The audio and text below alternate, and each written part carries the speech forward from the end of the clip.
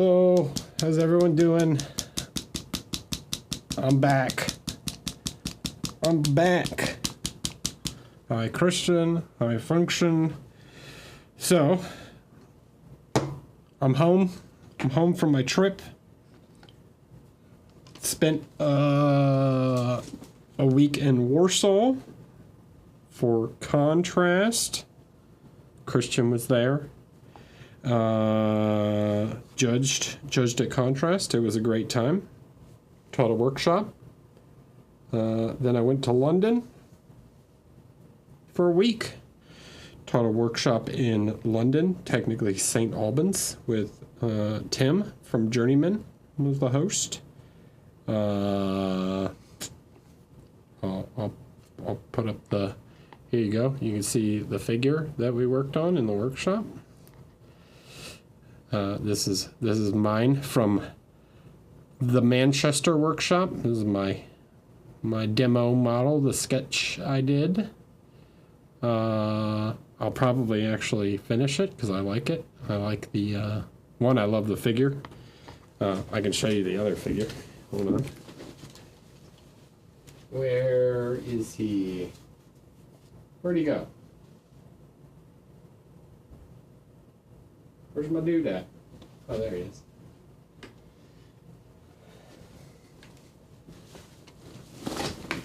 So, yeah. So here's the one you can get from.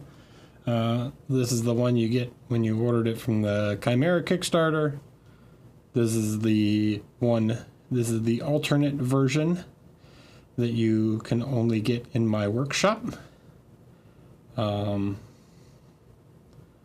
So yeah, so we were painting on this. Taught one in Manchester at Element Games,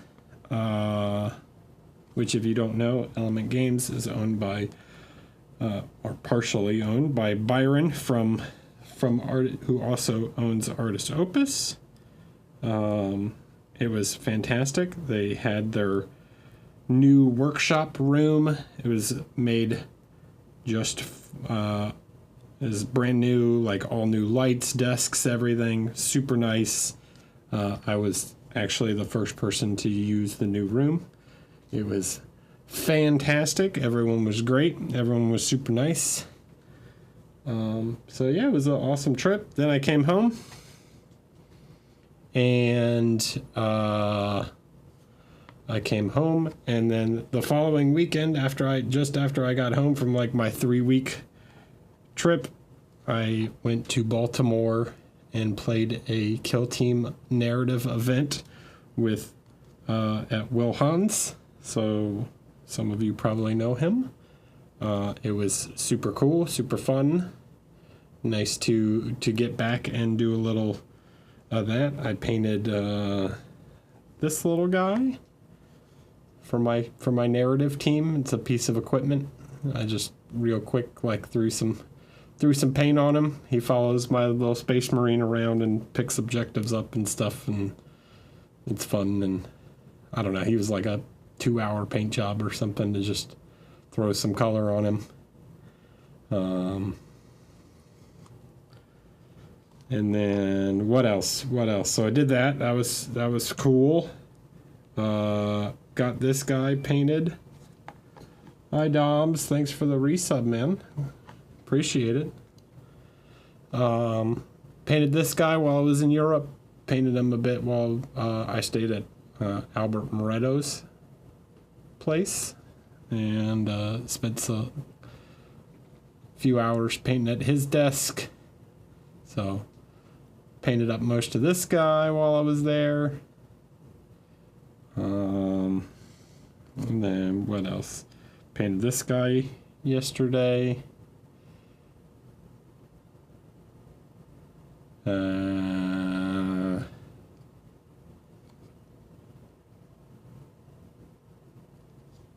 Is it freezing?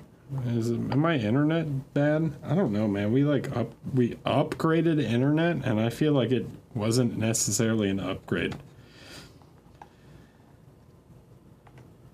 I feel like it was a secret downgrade. Okay, maybe it's just you, Christian.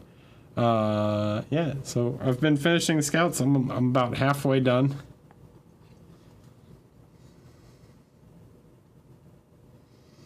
So, yeah, I've finished 5, and they recently got a buff, so you can now take 10 scouts, which means I need to build one more, which means I need to choose a chapter for one more scout. But yeah, I've got 5 of the 10 done. This is my sergeant. This guy now hit, due to the buff, this guy with a knife now hits harder than this guy with a chainsword for reasons. I mean, to be fair, it's a pretty big knife, but let's see what else has been going on. Over the weekend, I just brought one up to show you, but over the weekend I painted a whole, oh, I gotta zoom out, it's big. I painted a whole board of this terrain in a weekend. Nothing fancy, just, you know, some airbrush, some dry brush, some washes, some weathering. Just knocked it out. Some streaky grime, some verdigris, some rust, you know. Make it properly grim dark. Little natural chipping of the of the actual plastic showing through where I rubbed it, but who cares? Because it just looks beat up. Yeah, it was a little quick project to get some terrain painted, you know. And anything else? Other stuff going on. Yes, one other thing going on. So while I was in Manchester, I toured the Artis Opus factory, which was cool. And they made me take a bunch of brushes, which I always appreciate. And then I toured, I went and saw the Element Games warehouse where they do all their shipping, and they have literally everything. Oh my God, they have multiples of like every single model that you could possibly want. And he made me take something, so I took Grumbrindle. And I think I might paint him at some point because I think he's pretty cool. I just think he's neat. He's a cool model, and so maybe I'll paint him. But a couple buddies, which we play Kill Team on the weekend. It's fun. It's nice and small. But another buddy's also into Warcry, so I may have bought some more dwarves after seeing how cool this guy was, because apparently you can play him in Warcry. But I bought some other dwarves because dwarves are cool. Some short kings, and you get a cute little dragon puppy. Look at this little guy. Oh, he's so cute.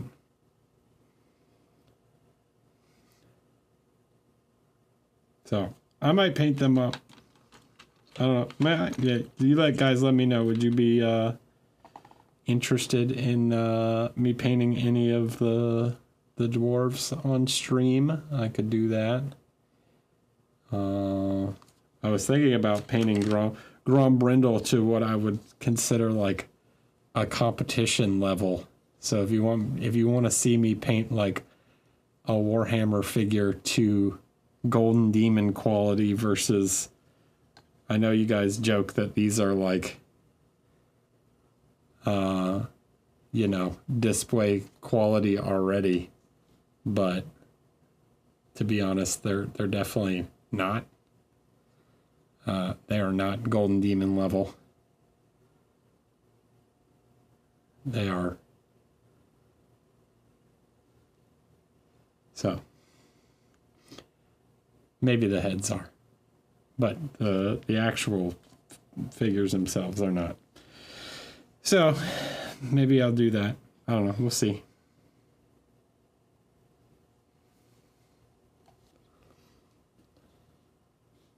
So perhaps I will paint him to like a really high level, because I just think he's cool. But I got to see, so we visited Nottingham actually while I was there, and we went to Warhammer World, and we had dinner with Max. I'm gonna try and get Max's last name right, Max Fallage, which, by the way, didn't know. If you don't know Max is like the head guy of the heavy metal team. He painted, so I'll tell you, they won't tell you, but I'll tell you that he painted the Grand Brindle, and he painted the lion, like Lionel Johnson. He's really good. And I had dinner with him and Aiden and Gavin Garza and Maxime, one of the sculptors, and it was really nice. And then we went and visited the next day and said hello to everyone, got to see Torbjorn and everybody, and toured the museum, and Max had the box art of this guy in the museum, and it's super good. So I think it would be fun to try and paint it up to the high level. I didn't realize Max, by the way. So Max is American Swedish. So he's Swedish, but he lived in America, because I was like, man, your English is like ridiculously good. Like, you speak exactly like an American. He is, because he is. He is Swedish American. So stop saying that Americans can't paint heavy metal style good, because there's 2 of them on the heavy metal team, at least.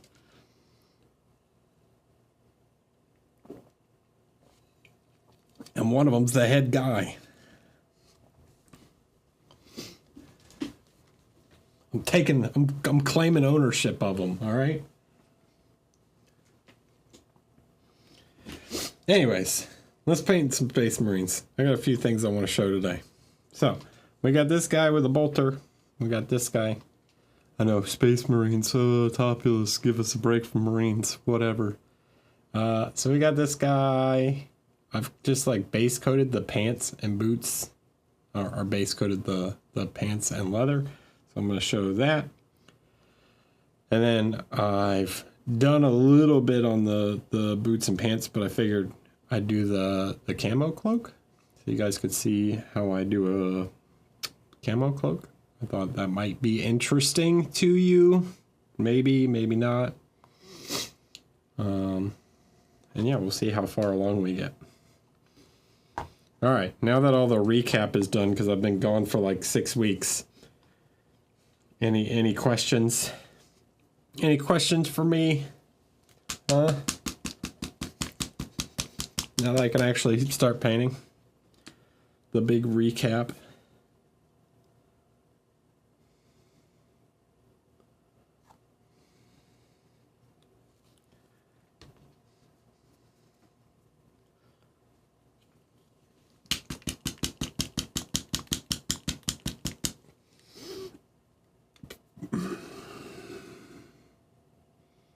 Any other show and tell?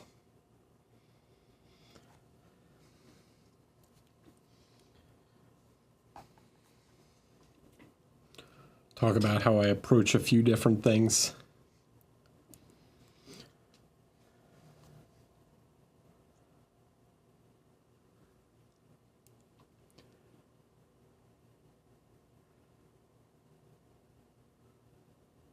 So the biggest thing I want to actually talk about when painting these guys is, like, I don't paint with a heavy metal style.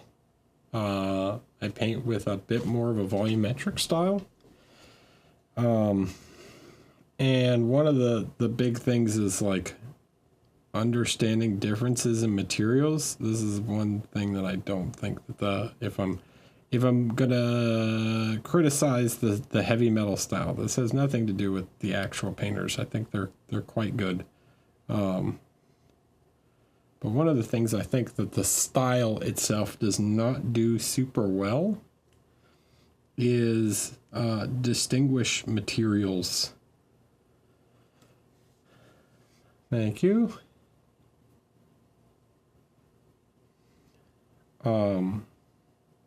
What I mean by that is because they're like all about edge highlighting, there are things that edge highlighting work really well on, and there are things that edge highlighting does not work super well on. One thing I don't think edge highlighting works super well on is fabric.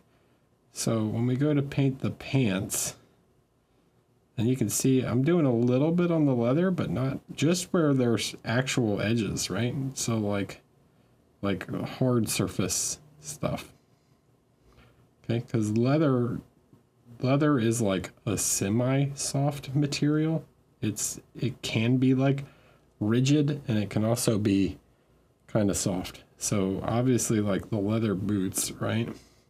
The soles are going to be like a really hard leather, and then the like toe cap might be kind of stiff, but the part where you can see where there's folds, right? I'm more interested in like defining the folds volumetrically. Right, so like I want to paint the top of the toe cap, right?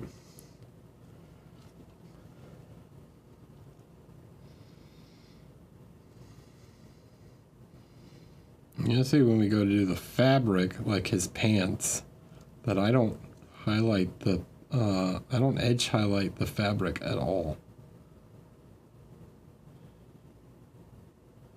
Right, so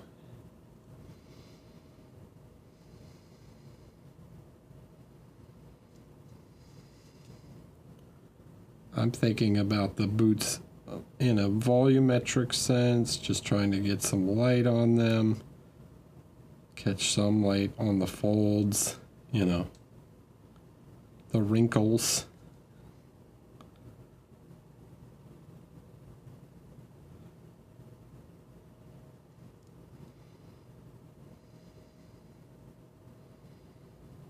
And I think this helps more distinguish like materials.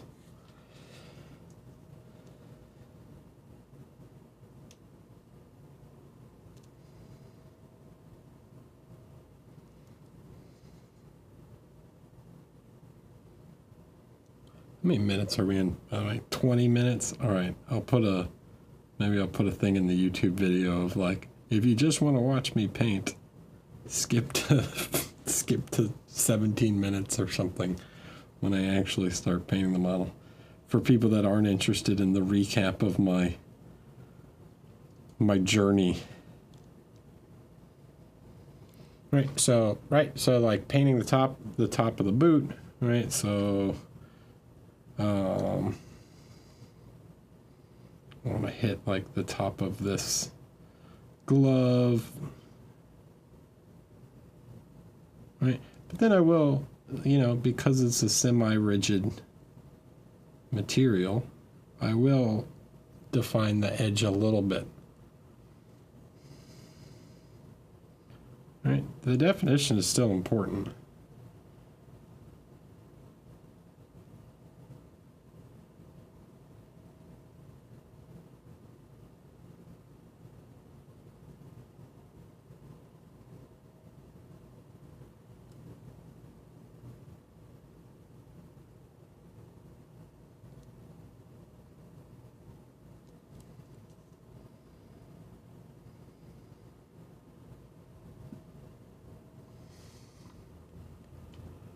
Did you get to see?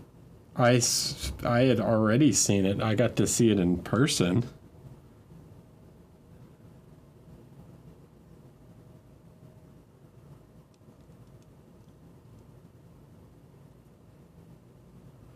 Well, thanks, RF Indie. I'm glad that you got the book. Do you enjoy it? Have you had a chance to look through it?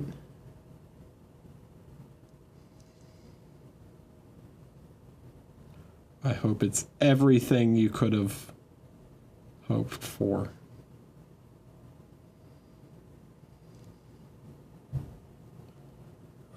Right, so you can see I'm just defining some of the shape. So things like the pouches and stuff, though,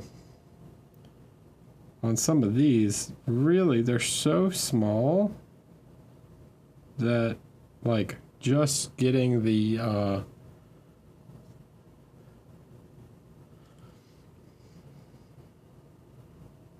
painting and defining some of the edges are a little more important than trying to think about these small shapes volumetrically. I am going to give like a little bit of shape to them, but you'll see like this is kind of just a little cylinder, right?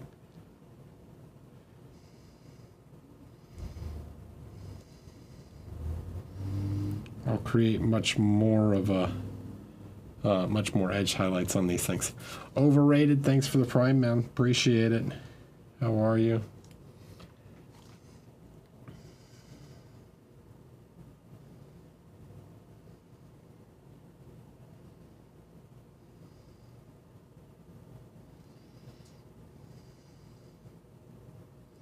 So here, this is like a relatively flat shape, right? The side. We can enhance that a little bit. I'm gonna take kind of, this is the color, this is the base coat color, this dark burnt umber.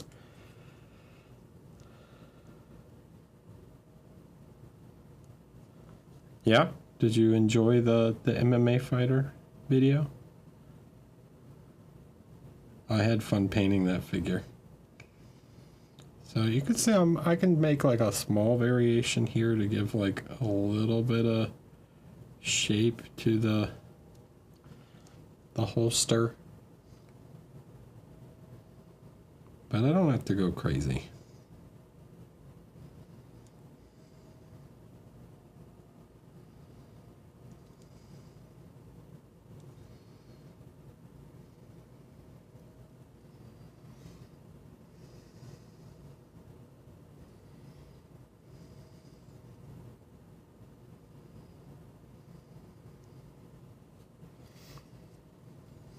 The MMA fighter was one of my favorite projects this year so far, actually. I really enjoyed working on that one.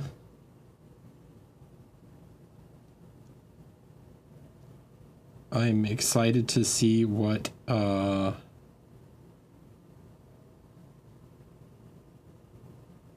Mark comes out with next, what his next figure will be.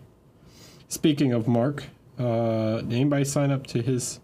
Mark has a new Patreon. If you haven't, I would suggest checking it out. If you enjoy my content, you definitely enjoy Mark's content.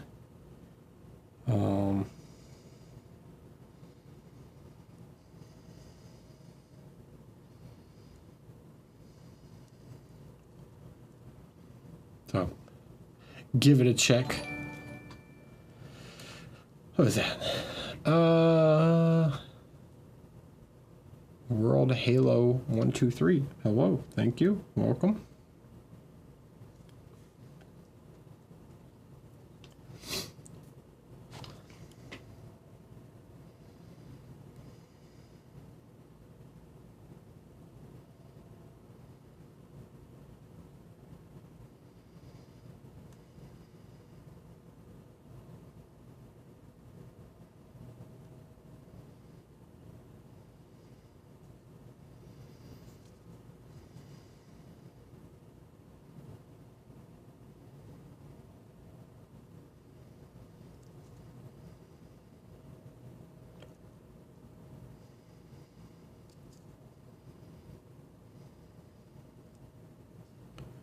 Okay, so, yep, so that's that layer. Oh, wait, no, hold on, I missed part of the belt.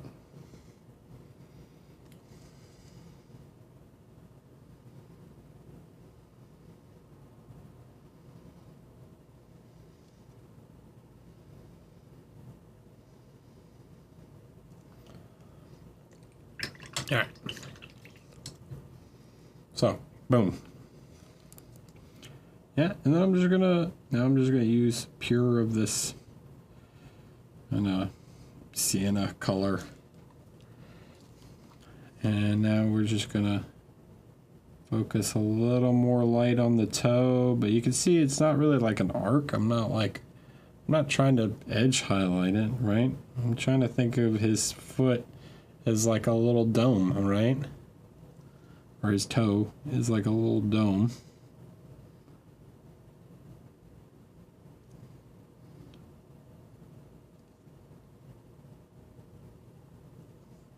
So I give a little more spherical shape to it. But then this part here where it kind of goes over, right? That we do want to define.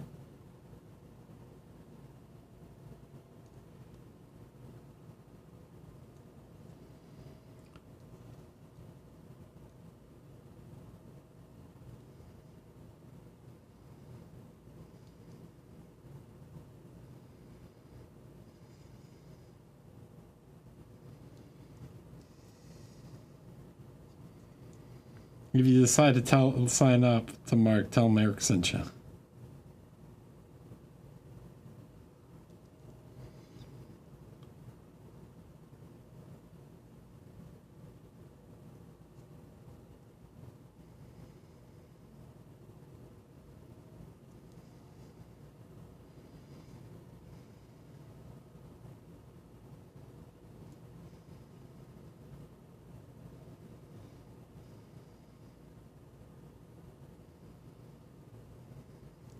Okay, so so you get that little dome shape to the toe, which helps define that form.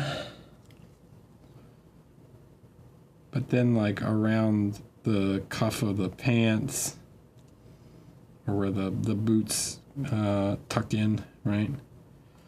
Oh, here, I want to actually get a little shape to the back of his foot here. You can see we did a little bit on the other leg. I need to get this sort of intermediate color.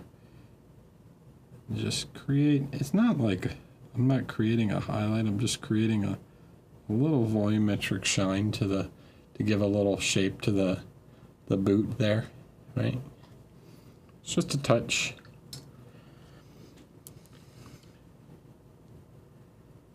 And the difference in, this is what I mean when I'm like, these aren't like Golden Demon figures, is that the difference in like layers are so small, right? So the amount of light there is, I'm not going like super contrasted, so I'm fine leaving that like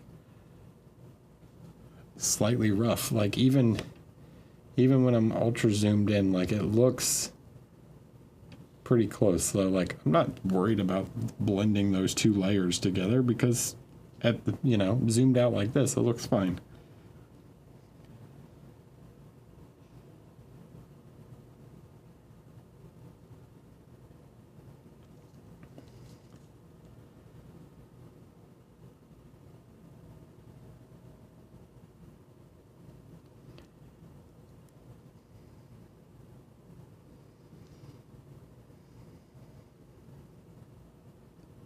I'm not going to sit here and fret over like trying to perfectly blend everything on a tabletop figure.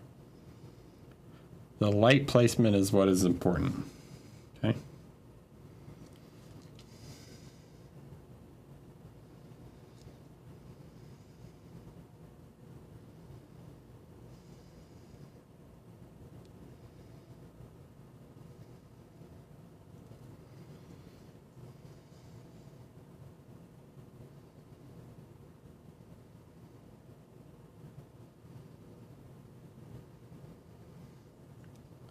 If you can do quality light placement, the blending is not as important for figures like this. Like, sure, you could sit and refine it, for hours on end, try and make it perfect. But in the end, like, diminishing returns, especially on tabletop figures, you know?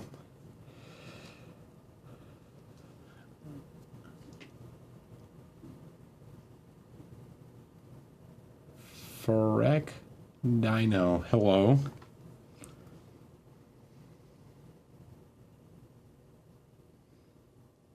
Thanks, man. Yeah, I think that war diorama is the longest I've ever worked on a project. Like, not in terms of number of hours. I don't know if it might be up there in terms of number of hours, but in terms of, like, just how long it took me to do, like, over time.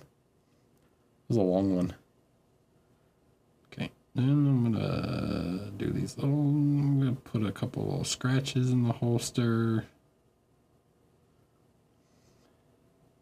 Just to vary up the texture on the leather a little bit.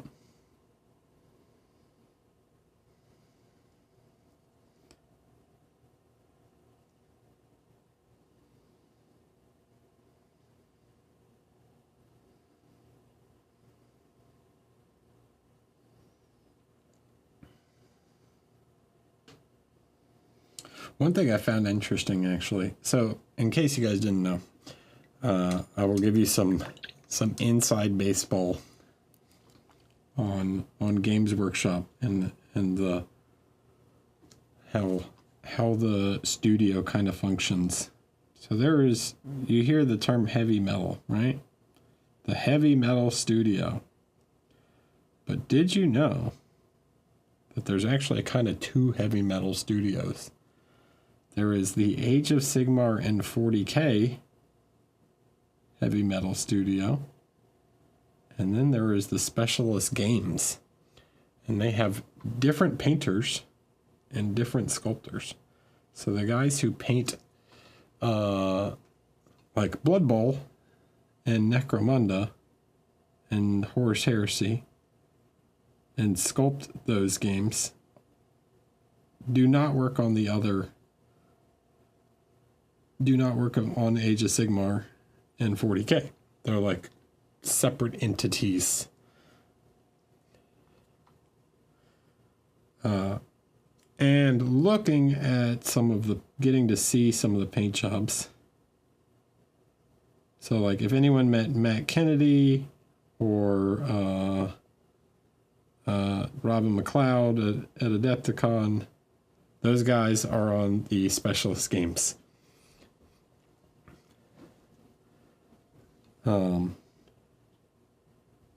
Torbjorn Barone sculpts for Specialist Games. So he is not sculpting any 40K figures. But what I found interesting is that just looking at the like studio models for the two, it seems, and this could just be me, it seems that the Specialist Games, yeah, Torbjorn does Horus Heresy. That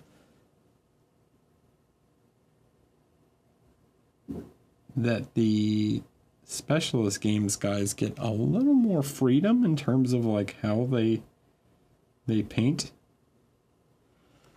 as opposed to the main studio, I guess. Just my observation. I'm not sure if that's actually true or not, but that's how it looked to me.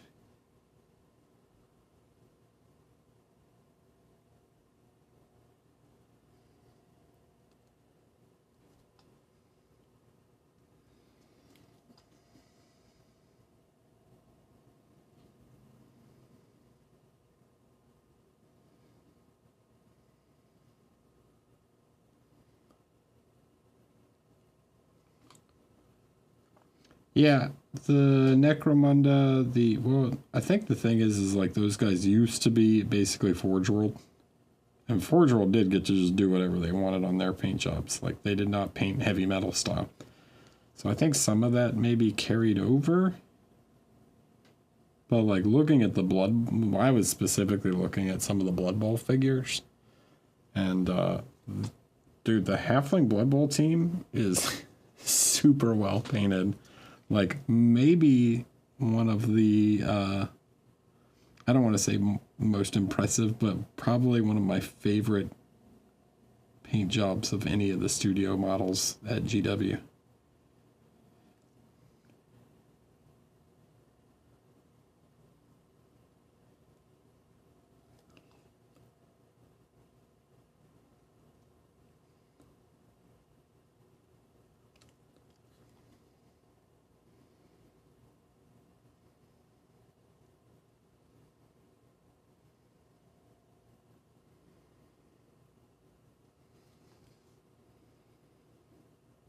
Just Google the Halfling Blood Bowl team. I'm painting. I don't have time to Google it for you.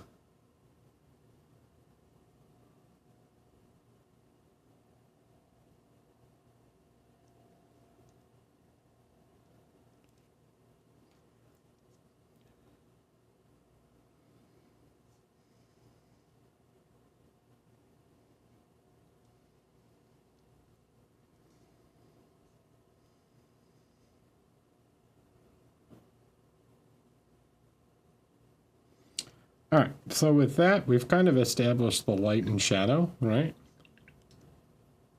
So these are like the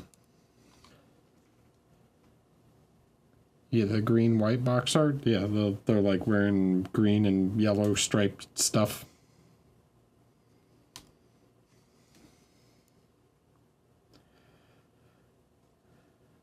So with that, yeah, I've kind of got the volumetric lights. So now I'm going to move up in light a little bit. There we go, Doms. Classic website. So I'm moving away from the orange.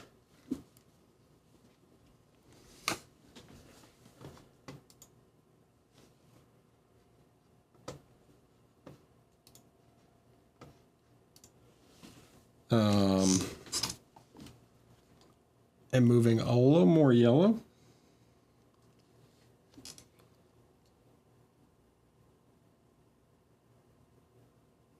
His head is right here. So I painted the head separately on stream. This is this guy's head.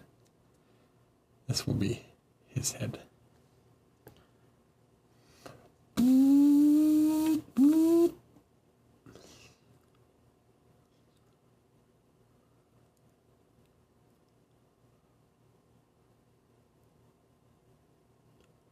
Tiny man.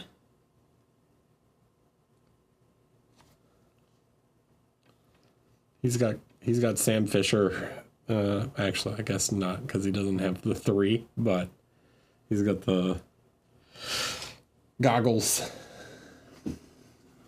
The cool goggles.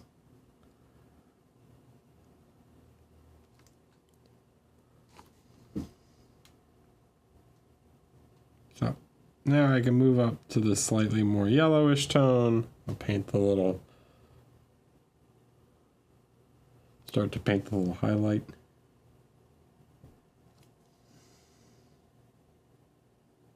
And I'll do one more layer after this. I don't want to go all the way to white. There's no point. I'm just trying to create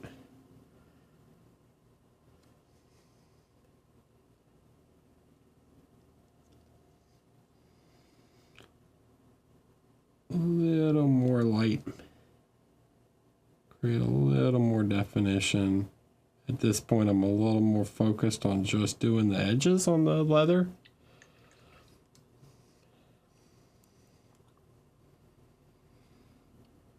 $10 since the, yeah, but how long has it been since the first Splinter Cell? I'm gonna go with the first Splinter Cell came out in, all right, I'm gonna guess. The first Splinter Cell came out in 2002.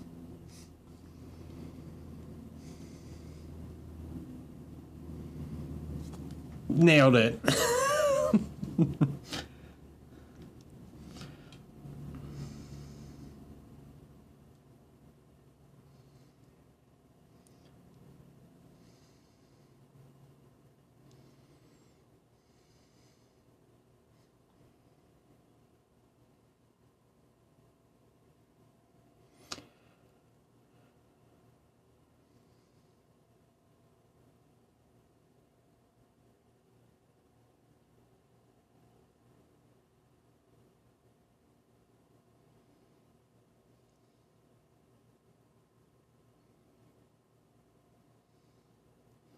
I only remember what year it came out, or roughly what year it came out, because I was working in an electronics boutique at the time, and we had one of the Xbox like demo consoles, and Splinter Cell was one of the games that we had on the demo.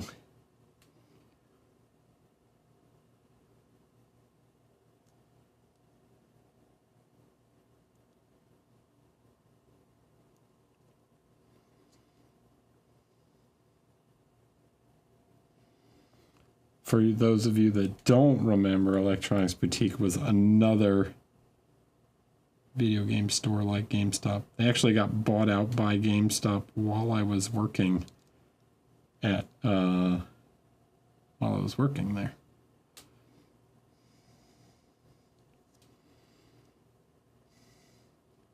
So there was a time period when I worked in the mall, and it was EB, so it was Electronics Boutique, then it became EB Games, and then we got bought out by GameStop. And there was GameStop, which was Babbage's before that, across the hall. And then when we got bought out, I was technically an employee of both, so I got to get more hours at the store across the hall. So there was days that I would go into work at the mall, work at the one store, have like an hour break, and then go do a shift at the store across the hall.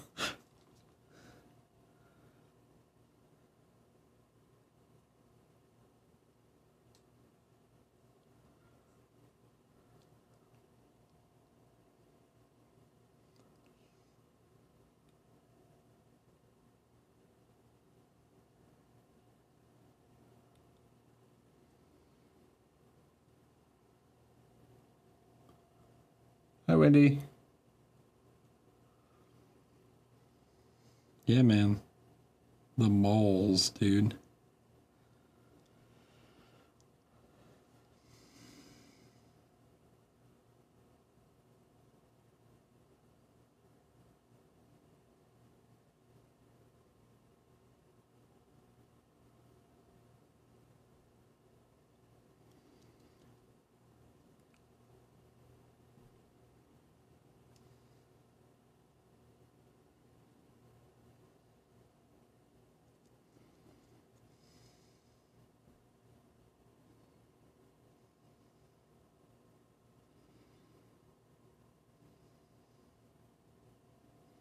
Those were the days, man.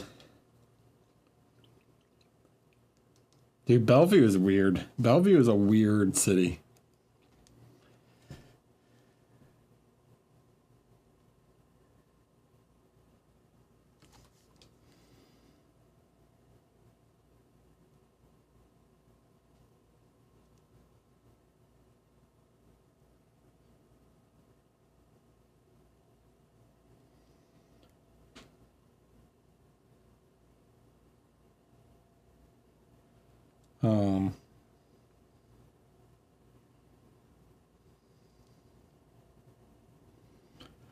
This was like back when people still like, so some of you also might not be too young to remember. I think most of you guys are probably around my age though, in your 30s. That like video games didn't used to just come out at the same time.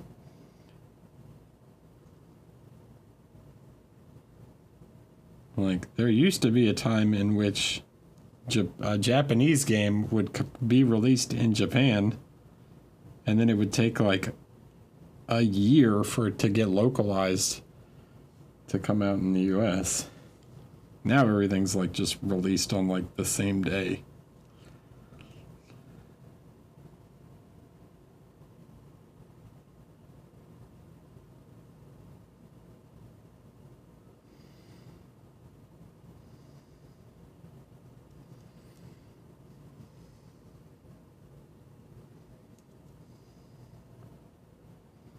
But you get, because I live in a military town, you would get these hilarious guys that were like, yeah, man, I was just stationed in Japan, and this was like, God, the PS2 was out at the time.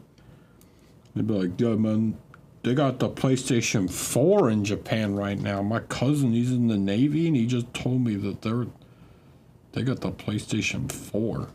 And you're like, what are you talking about? They're living 15 years in the future.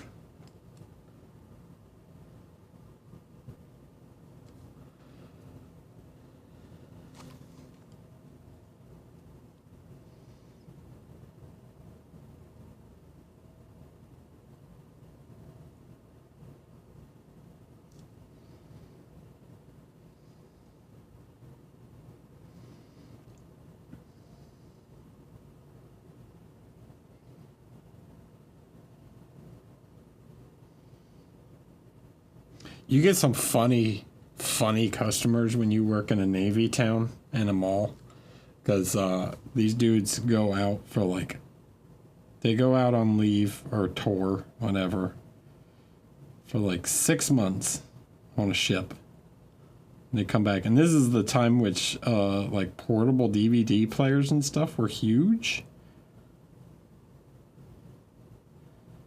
Like they had just come out, so like, and consoles had like little portable LCD screens and stuff.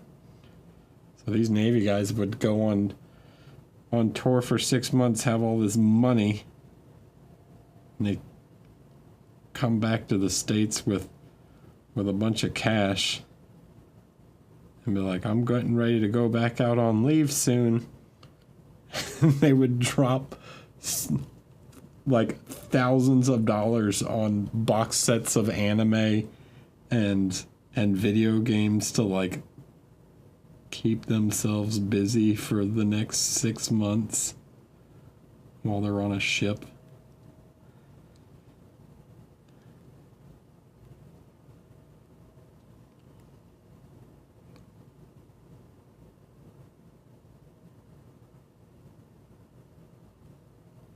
They didn't even care if it was good.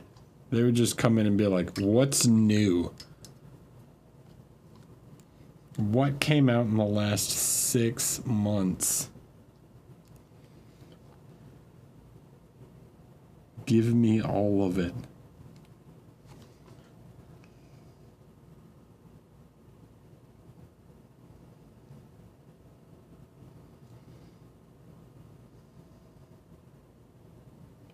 I had another guy I worked at a game store for a little bit, and he would do the same thing with 40K. He would come in and be like, what's all the new releases? And he'd go on leave, or he'd go back on tour, underway, and he would paint, like, he would take it with him on the ship, and he would paint, like, a whole army while he's underway.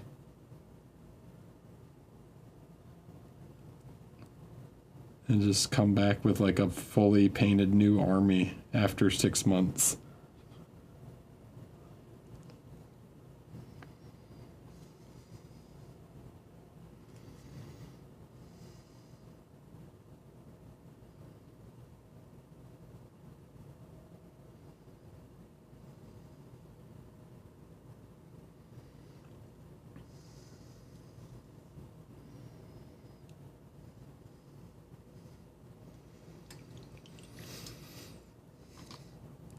All right, so we're mostly done with the leather, right? Pretty close.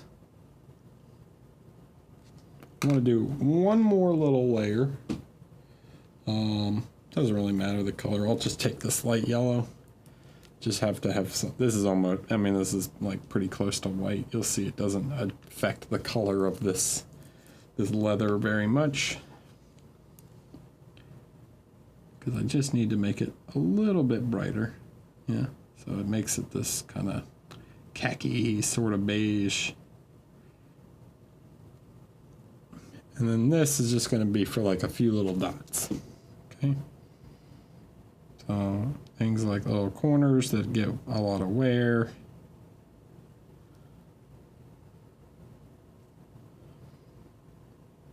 This is just to create a little more sharpness.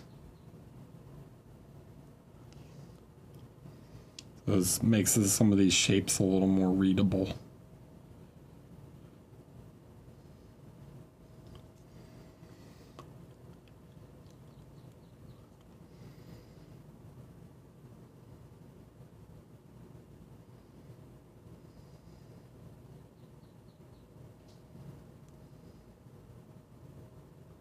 little dot on the toe, small little highlight on the tip of the boot.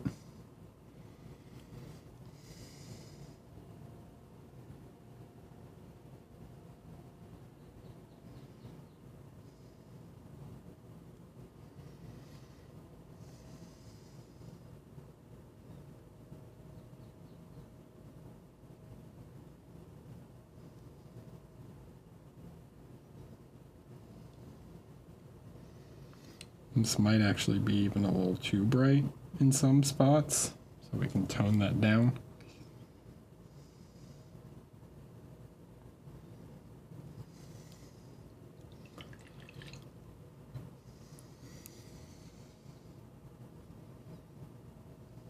You'll find some colors actually, they might actually be slightly semi-transparent, particularly things like yellows. So like this leather brown, we can go over top of it, right? We can highlight and then go back over top of it with basically pure leather brown, and it'll show a little bit of that highlight underneath. We can smooth it out.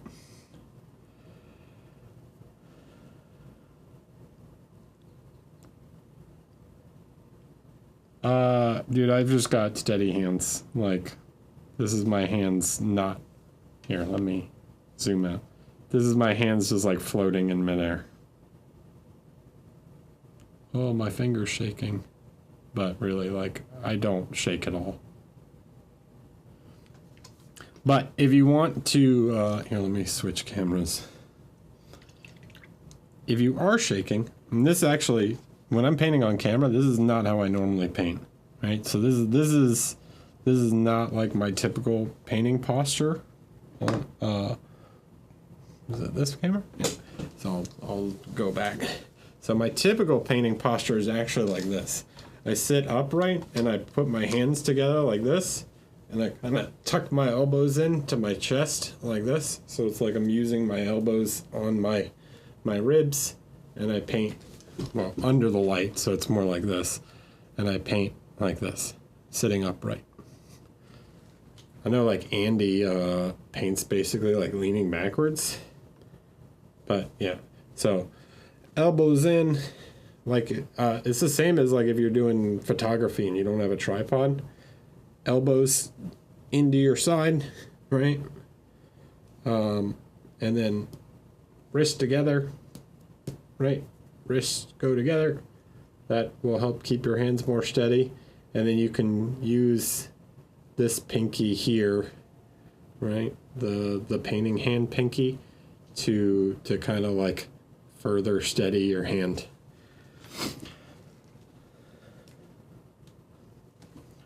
But I don't really shake, so...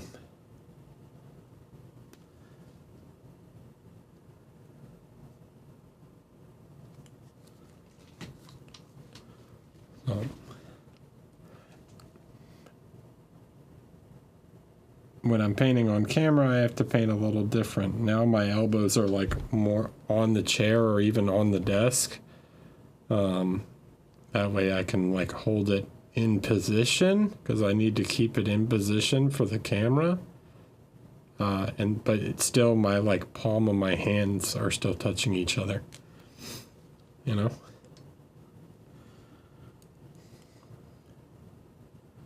And trust me, if you paint as much as I do, you want to have good painting posture. Even now, like, even though I'm painting kind of leaning forward so that I'm on camera, like, I'm still kind of sitting pretty upright. I try not to, like, lean over the desk too much. See you, Doms. Work.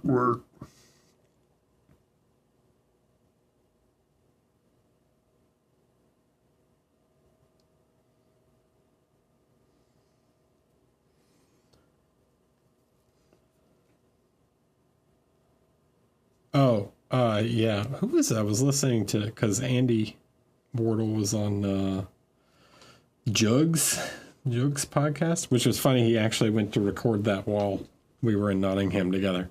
But that came out like today, I think. So we were in Nottingham together, and he went to go record that. But I guess Louise says she like has a death grip on her figures. I do not. It's very loose. Same with my brush. My brush hand is quite loose.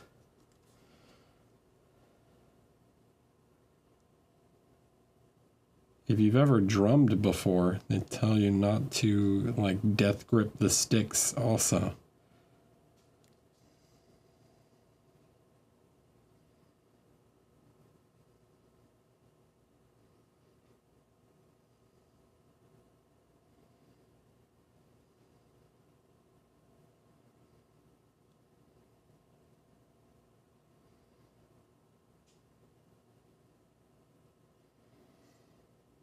Right, so just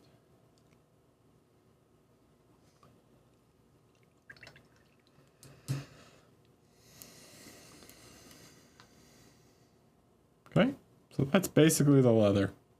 Ta-da!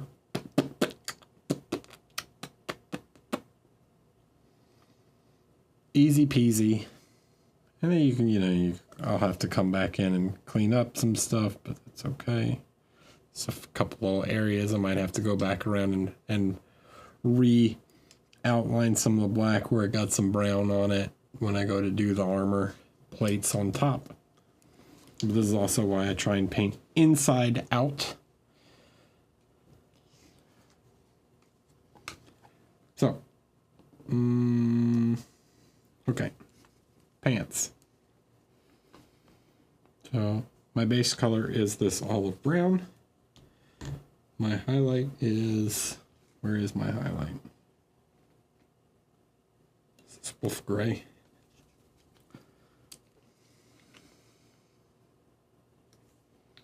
So just 2 colors to do the pants. I'll take about 70% of this olive brown, a little bit of the wolf gray.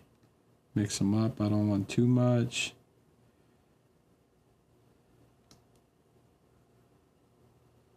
I'll create some kind of gray on top.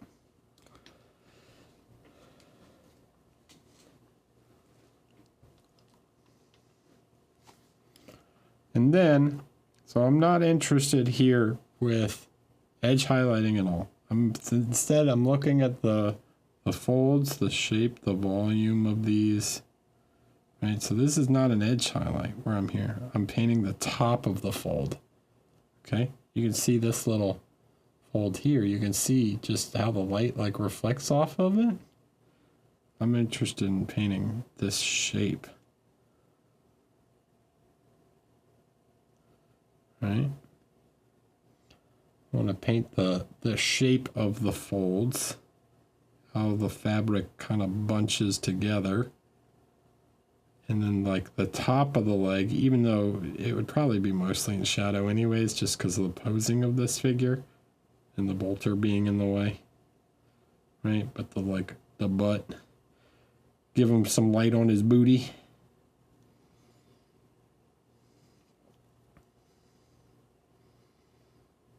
But I'm thinking about where the light hits, right? Especially on the back of this leg where it's facing upwards towards the light.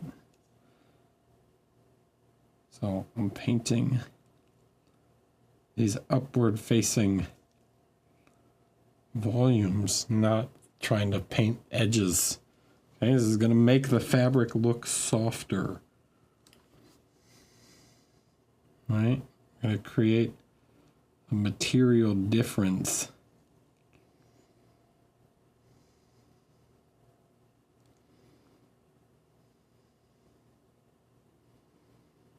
Okay, and you can do it in just a few layers.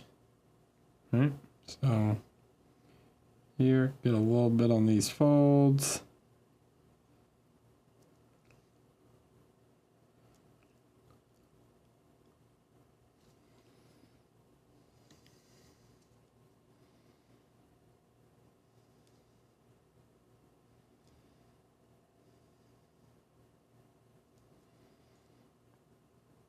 And like on this part of the pants, these are like way up in shadow, but I create, because I'm going to push the light more.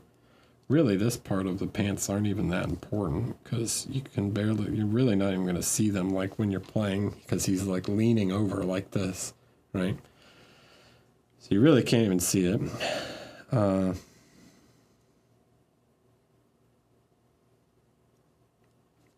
so that's kind of step one.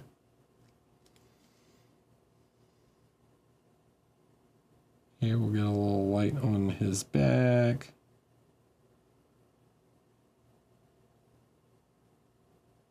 Okay, so I'm not highlighting the raised surfaces, I'm thinking about where the light would fall.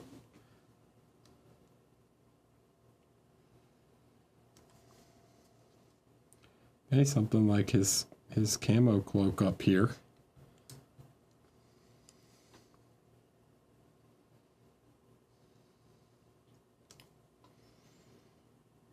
Right, so this faces upwards. This whole flat part faces upwards. Then we can kind of like hit some of these edges to create all this detail here where it's folded in on itself. And you might have to go back and use like a wash to separate these or something, but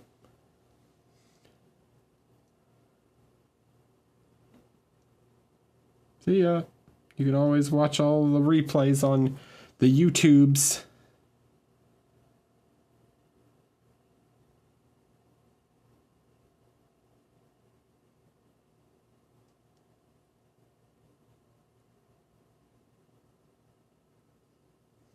Okay, so something just like that, right? That kind of defines the shapes of those folds.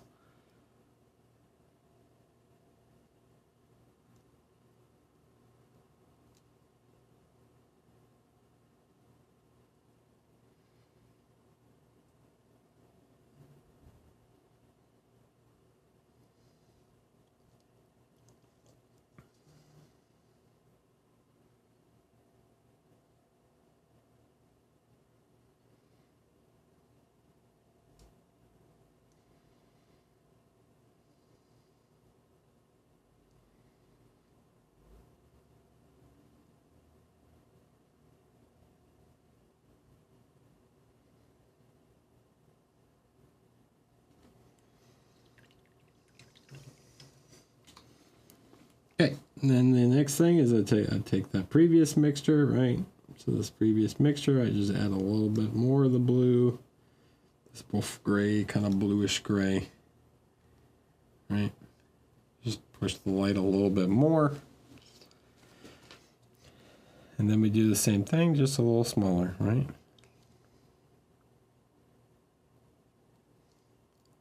So I'm not, again, don't want to edge highlight. Now some of these folds might basically seem like edge highlights because they're very tiny, but I'm thinking about like where the light would fall on those folds, right?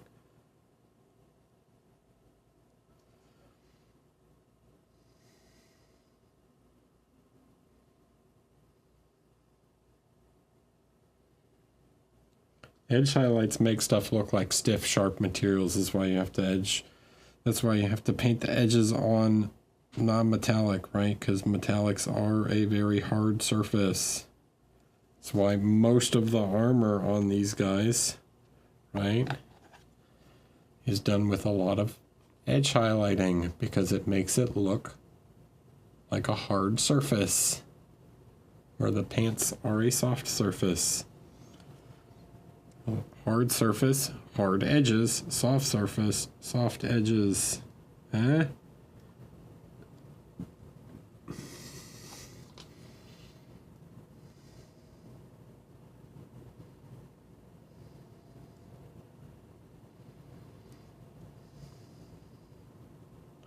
Some big brain concepts coming across right now. This is high level painting, guys.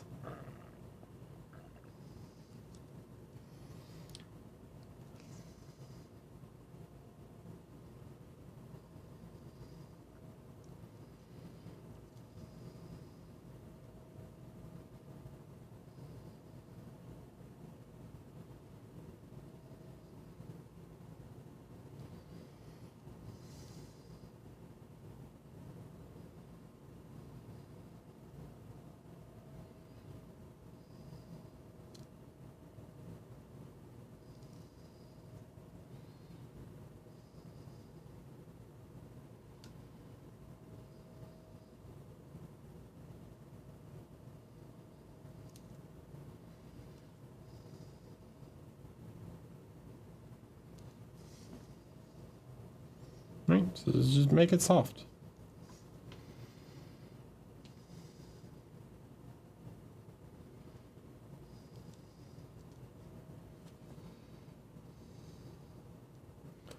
And then you can grab an intermediate color, right? So you find something in between the two. And where it's not soft, you can come back in and paint like a layer in between. You can kind of soften it out. Feather it out a little bit, just you know, smooth it, schmooth it.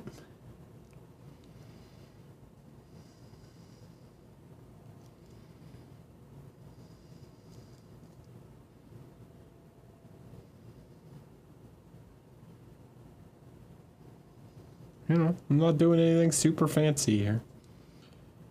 Just trying to make it look appropriate. Couple lights.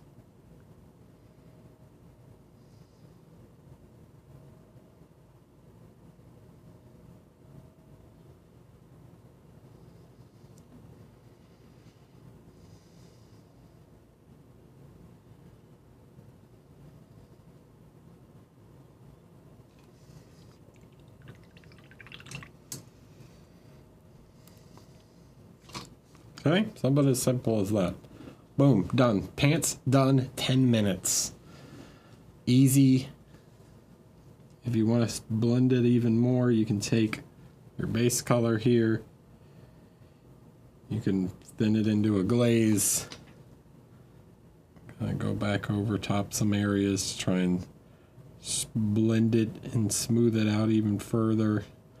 Now, when I'm doing this, I'm taking the glaze because I'm using the base color, right?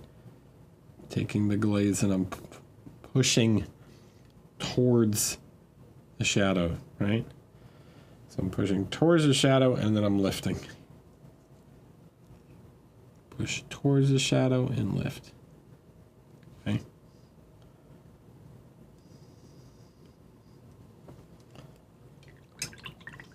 Easy, pants, done.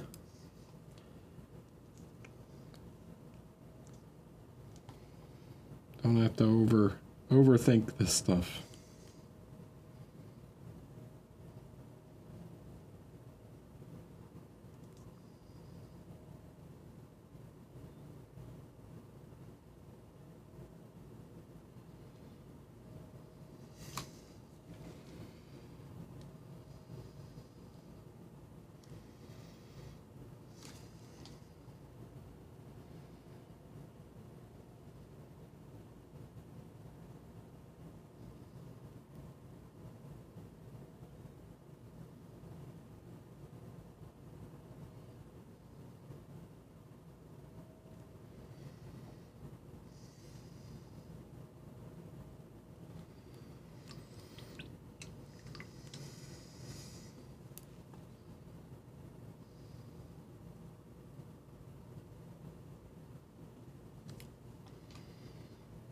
All right, and then I'll do the same thing on his little shirt right here.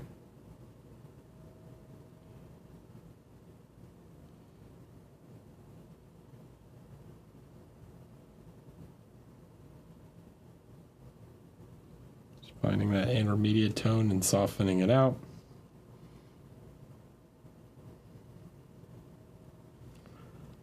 Done. 30 seconds.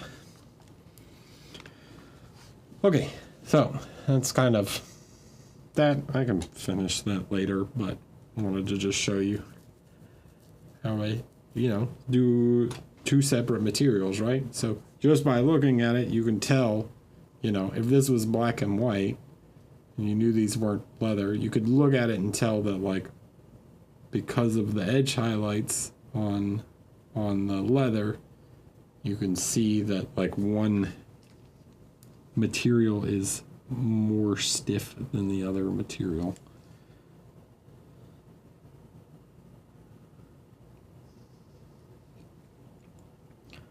All right. Righto. And we'll see how he matches this guy. Ta-da.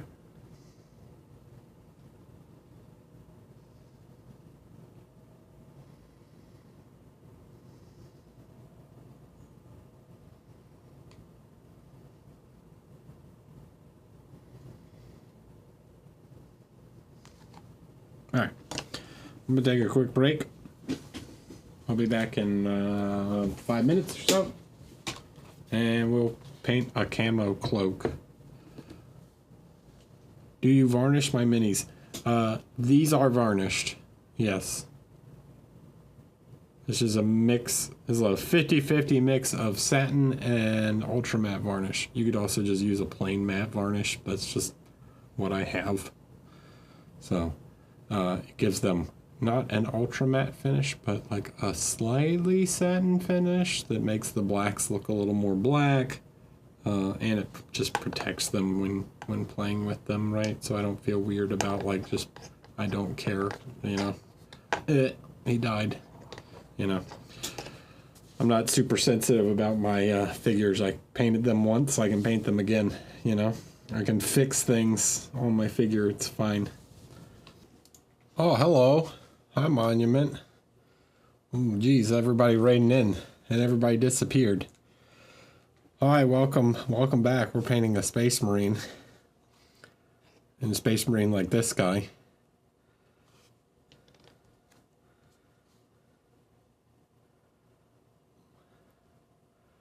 What about wizard butts?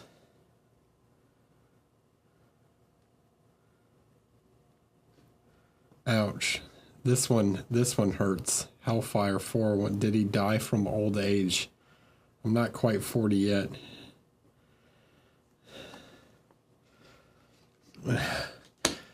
It hurts. It hurts me. All right. So, camo cloak, huh? We're gonna paint a camo cloak. So I need like to do this one. I want just like a couple different grays. So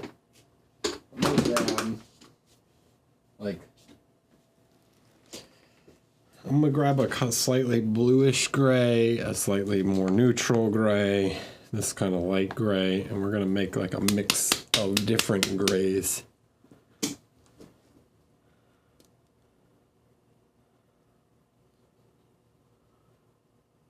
A little Matt E told me Matt E took one of your classes for the colorblind. I do. Talk us through what's happened so far. I did a recap of my Euro trip, my UK / Poland trip. I talked about some figures I've painted. I painted this guy while I was in the UK.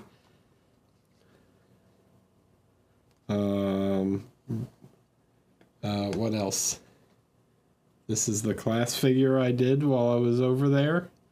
I'll probably finish him because I like him. I think he's cool. Mr. Drow Man. Look at his smug face. He's so smug.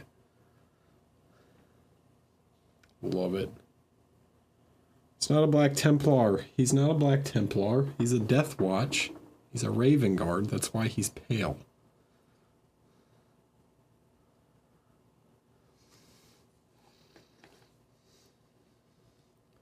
That one reminds you of WoW. How about this one?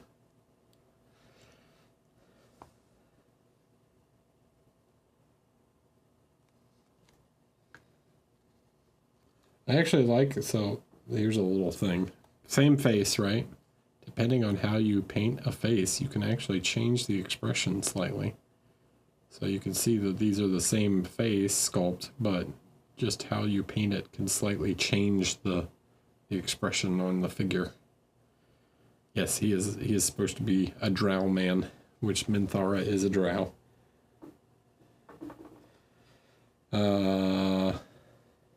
What else have I been up to? I painted some terrain over the weekend.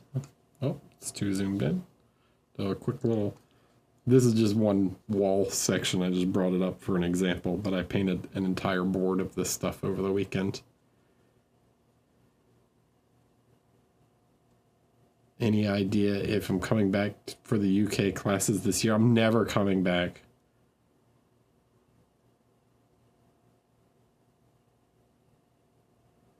I'm never coming back to the UK.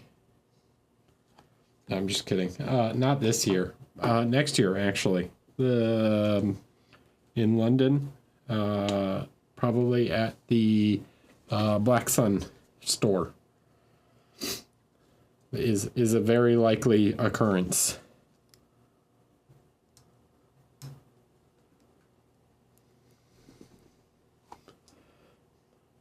It wasn't the weather, it was the food.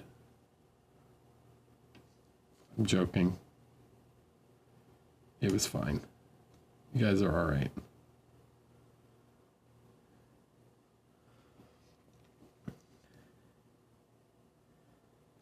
All right.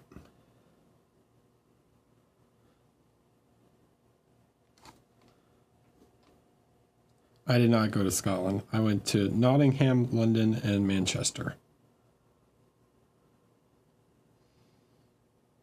All right, so what I'm going to do, I'm just going to paint some shapes.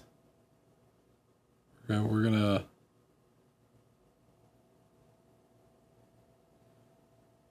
all we want to do is just like, I want to use pretty thick paint here to try and be pretty sharp with these lines and coverage. I don't want like transparency because I just want to create like little shapes.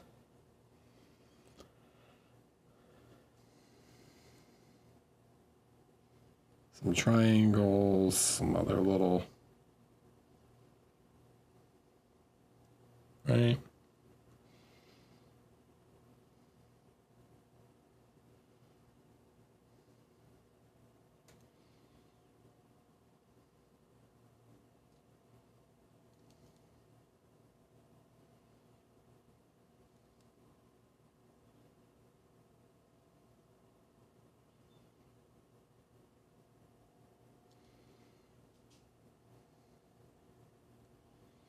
Just try and be kind of geometric with it.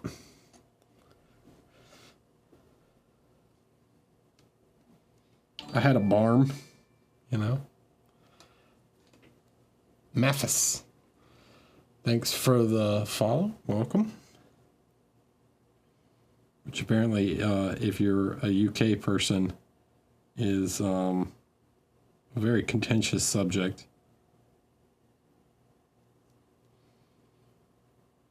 It's just a bread roll. But depending on where you are in the UK, that could have like very different names. A bread roll, not bowl, roll. It's just like a bread roll with some meat in it, you know, or whatever in it.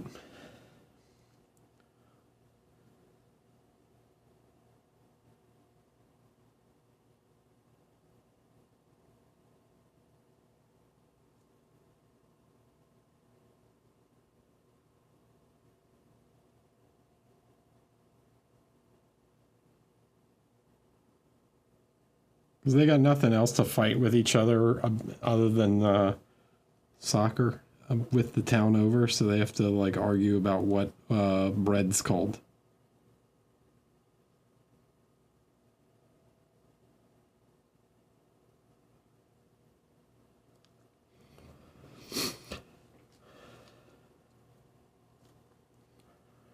Steven, if you join the Discord, which the link is below, there is an FAQ section, and that will answer your questions.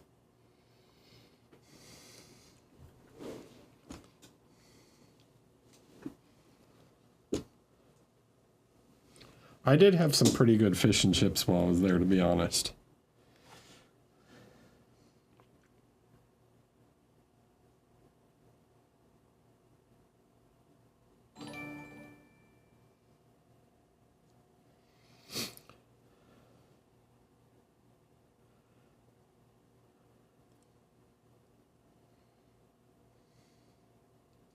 No problem.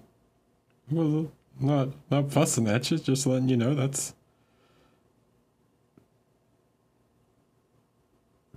If you're interested, that's where you find out about it.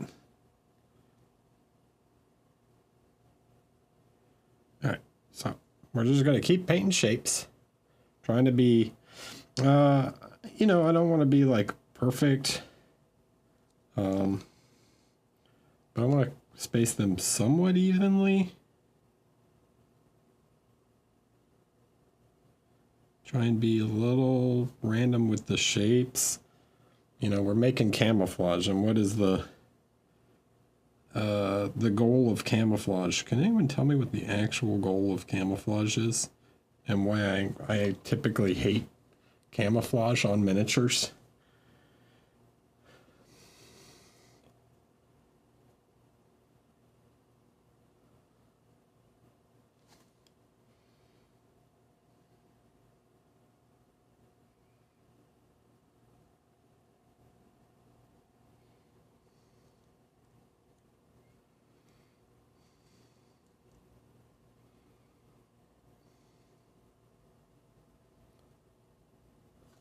So,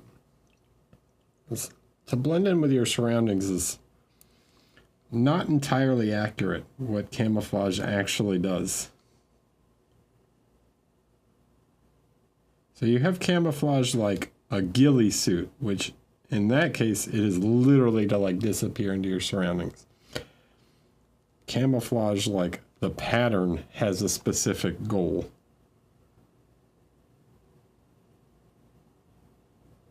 I'm curious if anyone... Come on.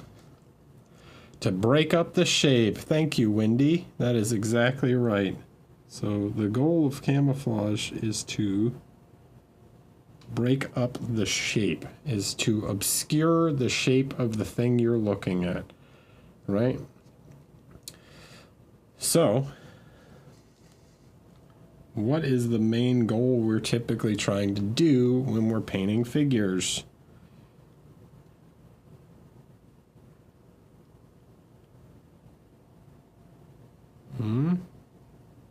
Especially 32 mil, right?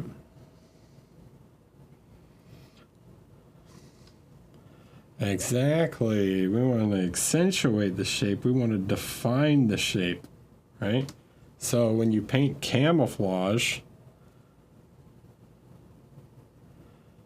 it obscures the shape, thus being kind of counterintuitive or antithetical to the goal of what we're trying to achieve when painting figures, which is to define the shape.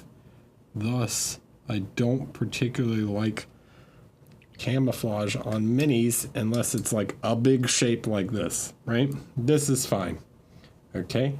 But I wouldn't do it on his pants because it's just going to cause a bunch of noise.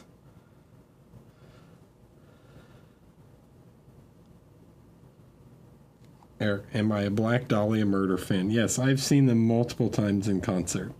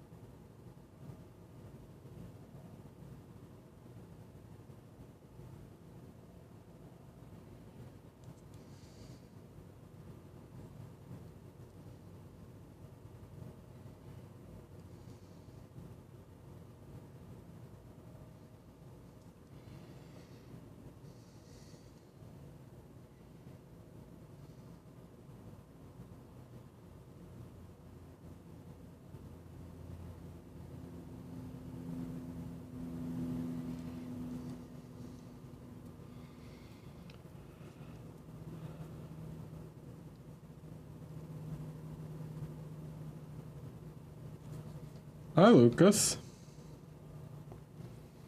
What do you think about the new single? Ryan's actually my buddy and guitar teacher. I have not heard the new single, I don't think. I'll check it out later. I may have.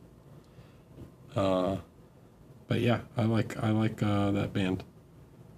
They're quite good. What a horrible night to have a curse.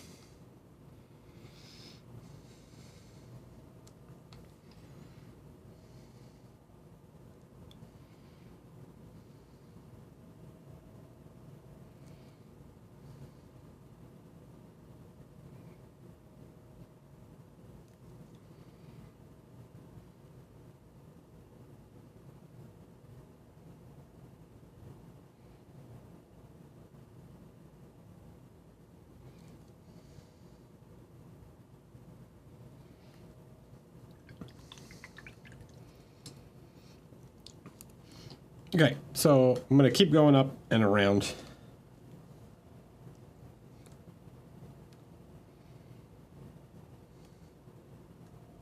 We're going to keep painting this layer, but then afterwards what we'll do is we'll keep doing the same thing by building up more of these shapes on top of the other shapes until we get like a big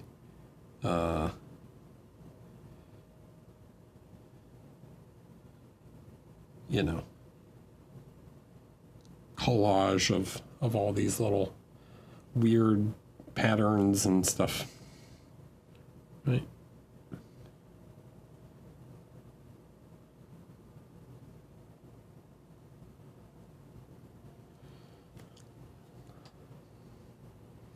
Have you seen some of the modern like digital camo? It's super weird.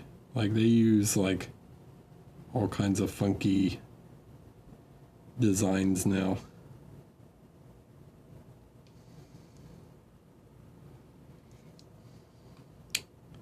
What I am going to do though is I'm going to avoid the hood.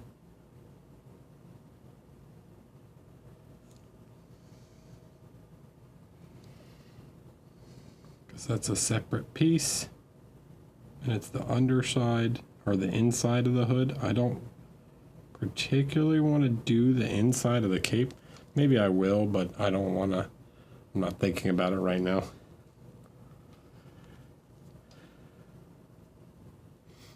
Yeah, I heard the Navy had a problem, which I'm not 100% sure, that the Navy camo was like really bad because if people went overboard, they like couldn't see them in the water.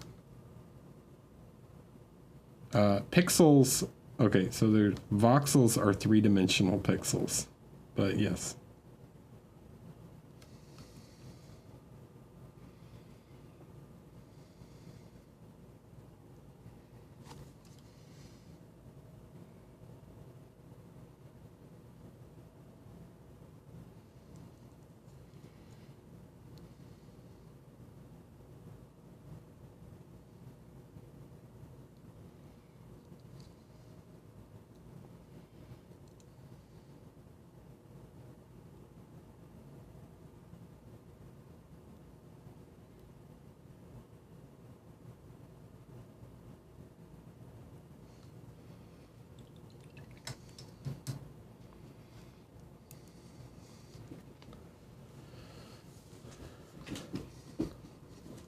Okay, so, right, so there's layer 1. Now we'll take, and maybe we'll take this guy and we'll mix it in with this one, right, to make a new color. Or we'll just do like pure blue, right? We'll play with the color too, because we want to play with the color variation also. Done by Friday? Done by this guy? Sure. Sure, he'll be done by Friday.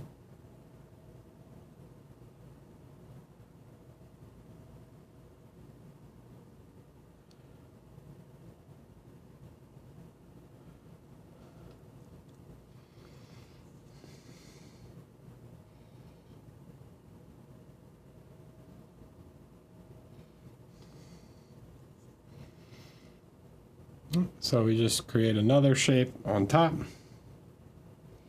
And then sometimes we'll cross over, right? So like here, I can take another little triangle and have it overlap, right? So this is kind of the goal. We just want to take and paint all these little shapes, just building up, trying to randomly place them.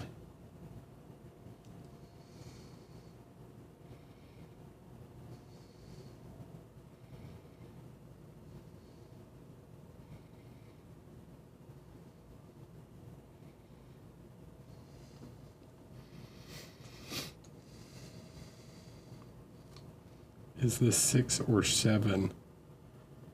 You're asking. This is number 6. I guess he's both 6 and 7 because I'm working on sort of 2 at the same time because I wanted to show some different things on each one.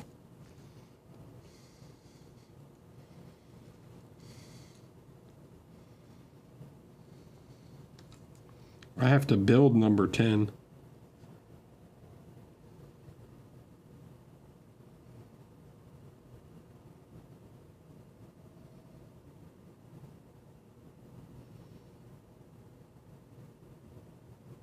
Okay.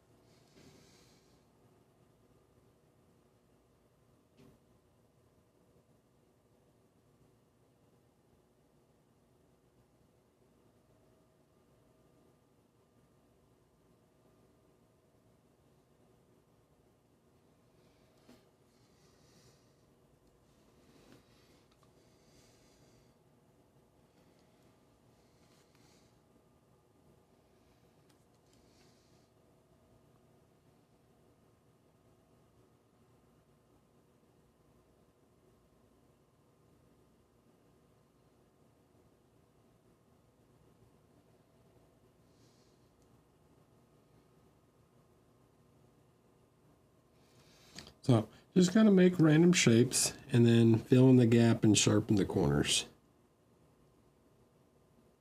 But I think the sharp corners are really kind of important to get this modern camo effect. Like if you wanted to do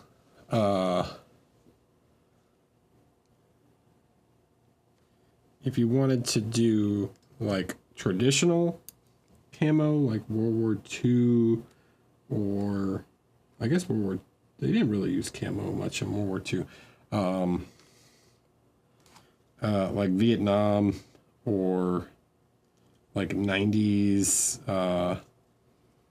like Desert Storm camo, you could be much more blobby with it, you know.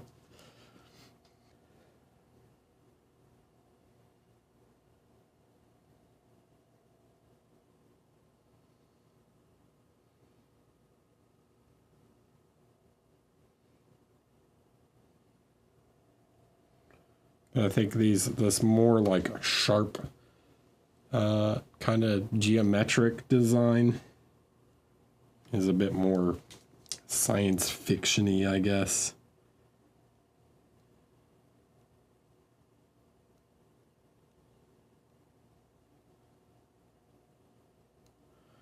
I mean, I doubt they'd probably have camouflage that like just if it was true active camo, like, you know, because that's kind of what these little things would lead you to believe, is that there's some kind of active camouflage going on, is that it would probably change color and design based on its surroundings, but I'm not trying to freehand a Space Hulk on his back, so.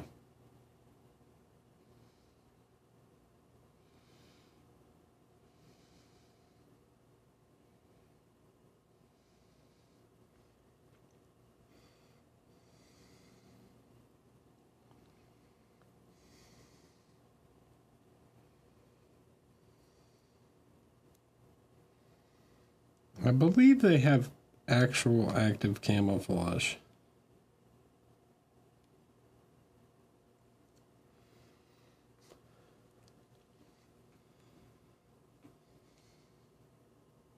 It's like a chameleon. It like changes based on.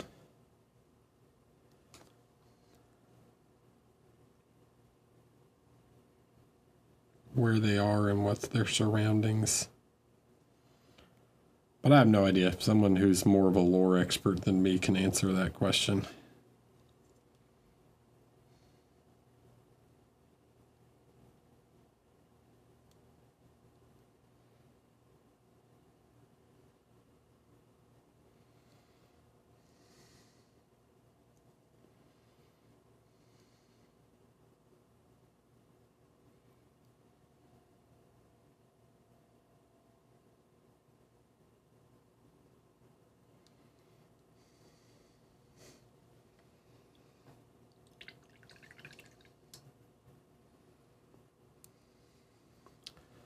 Yeah, Space Marine 2 should probably kind of answer it. I mean, that game looks pretty cool, actually. Does the sniper have a cloak? Oh, that's right. You can play an eliminator. The Phobos one.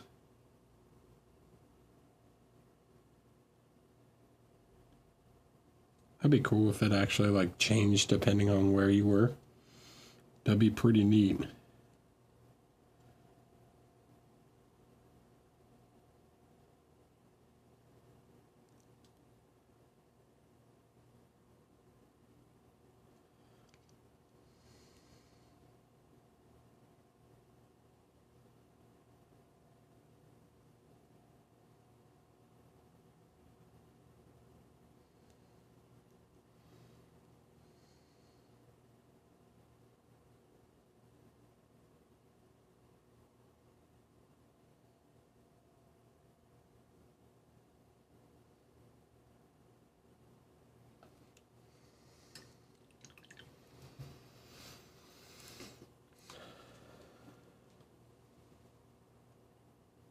Huh? Should I give Elden Ring a try or paint? Oh yeah, I forgot that in my update. I did beat the Elden Ring DLC.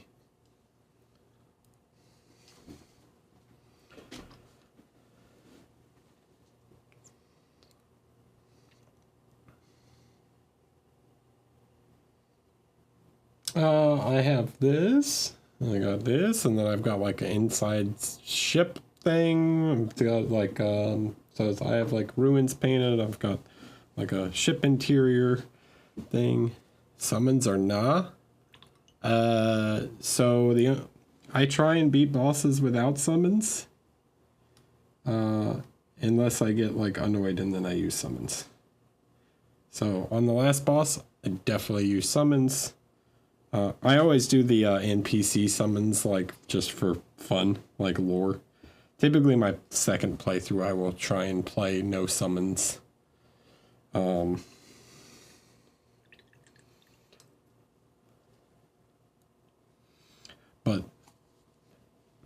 F the last boss of the new DLC, he is not enjoyable. I did not have fun playing it at all.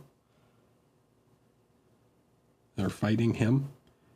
It felt like a bad boss.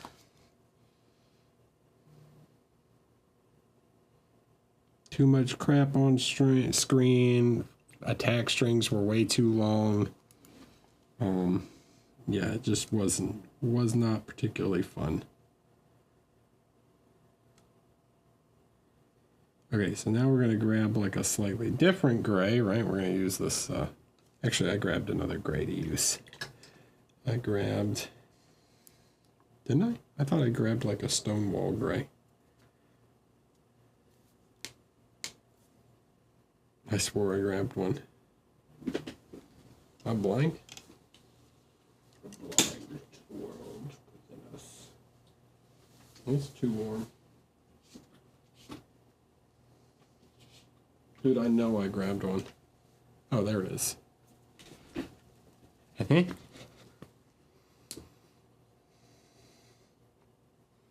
PS5.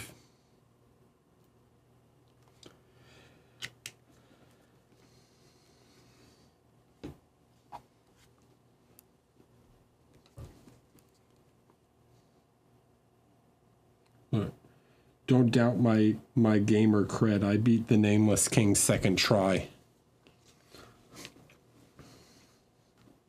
And there ain't no summons in that game. I beat what was his name? The last boss of Sekiro. Ishin? Sword Saint Ishin? I beat Sword Saint Ishin on my 4th try.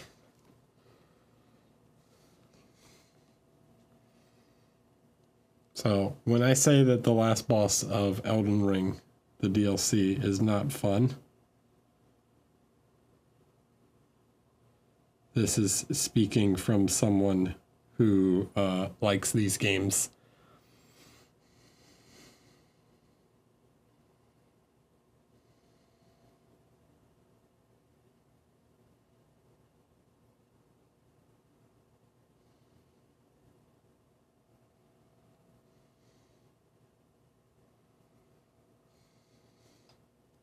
I'm not bragging. I'm just giving them facts.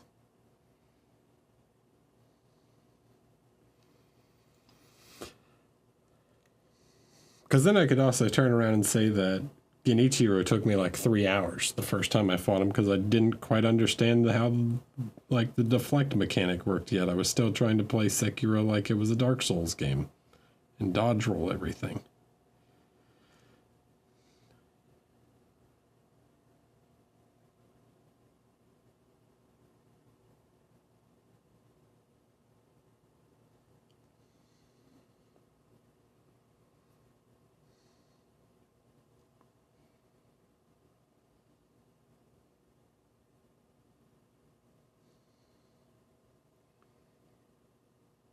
I also firmly believe that some people just have hard times with certain bosses, and then other bosses that they're like, this guy was impossible. Other people will be like, I don't know, man. I didn't think he was very hard.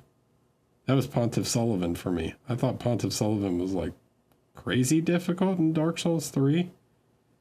And then smash the Nameless King, which everyone says is the hardest boss. So, you know, I don't know.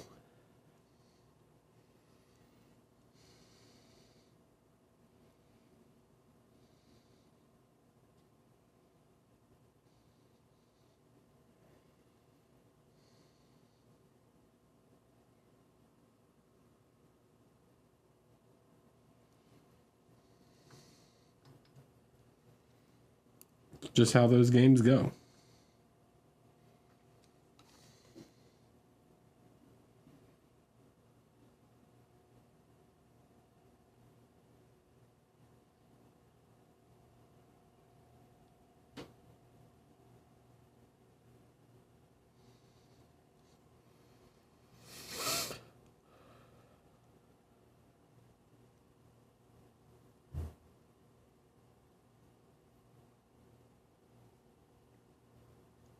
But yeah, the last boss of the DLC, in my opinion, is too difficult.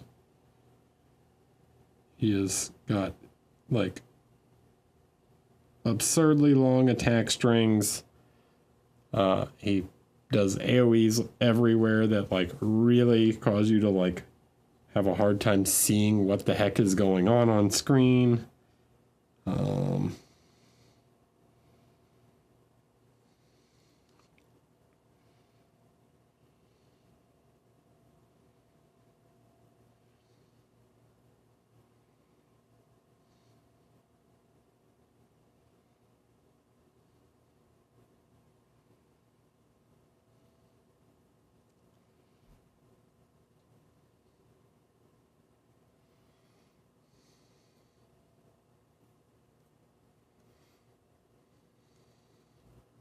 Yes, I beat him, by the way. I beat him last night, and it wasn't enjoyable. I don't feel like I actually learned the fight at all. Like, typically, one of the things I like about FromSoft games is that, like, you get your butt kicked, like, you lose, you die over and over again, but you feel like you typically, if it's good design, you should feel like you're getting better at the fight and learning the mechanics. I never felt like I was actually improving at the last boss. Like, I managed to get him in the first attempt down to like 25%, and then I just kept doing that over and over and over again. And it's like, okay, how do I dodge this thing? Yeah, I can't figure it out.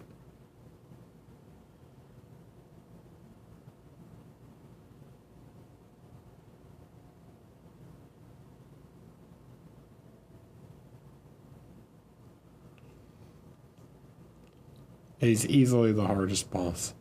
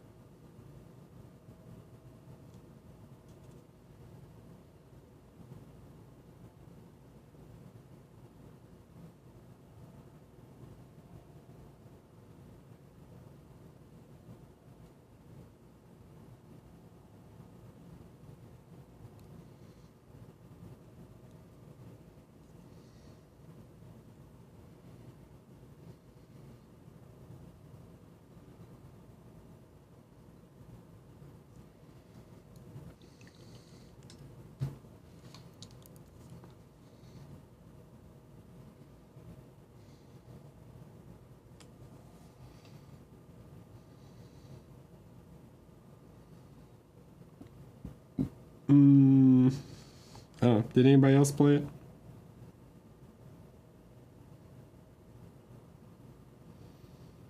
It could just be me, but I don't think it's just me.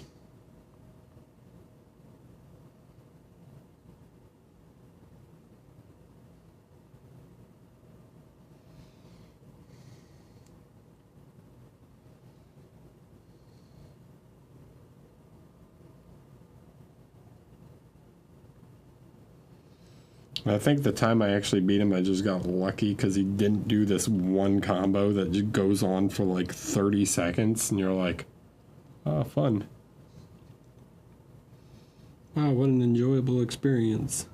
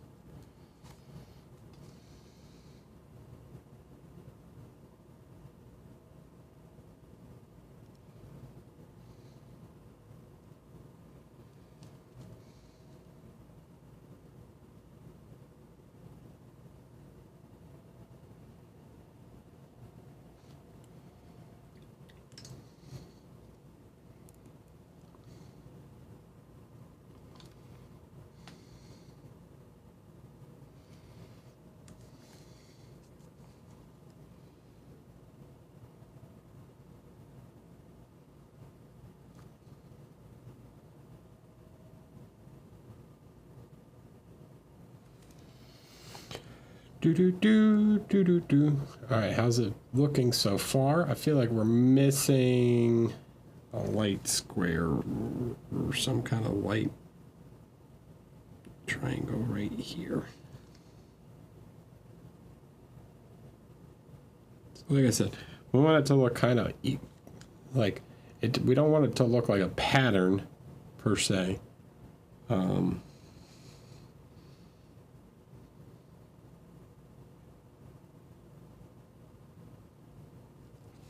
But we do want it like kind of evenly spaced.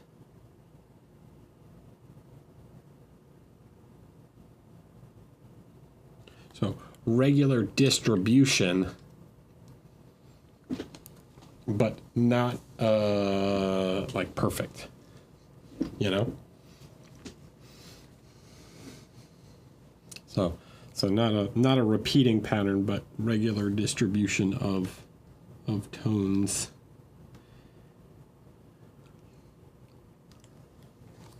Okay, so this is probably like the last one. We'll go even one brighter.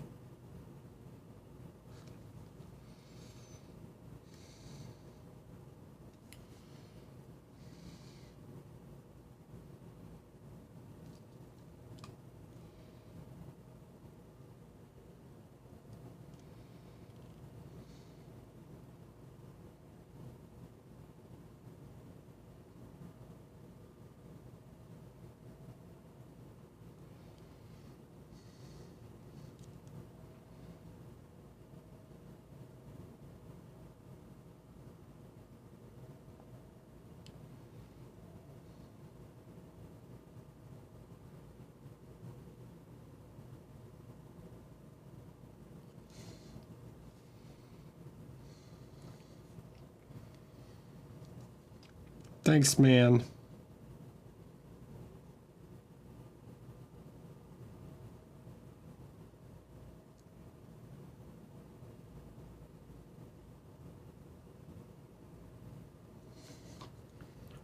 They're almost ready to purge the Xenos.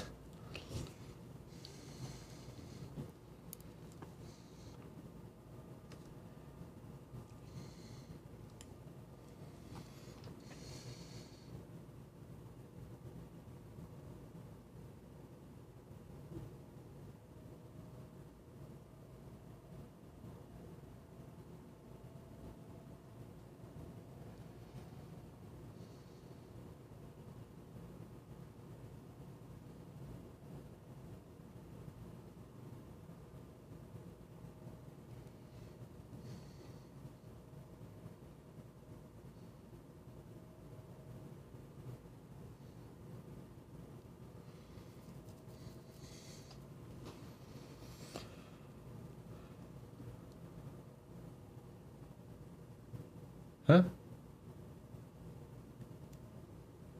Not going to happen with Scout? What? Do you have a buddy you play kill teams with, or do you go to the store? No, I play at my house. Throw some neon pink on. Nah, we're not doing that. I already put a little bit of blue on there, okay? That's about as far as we're gonna go.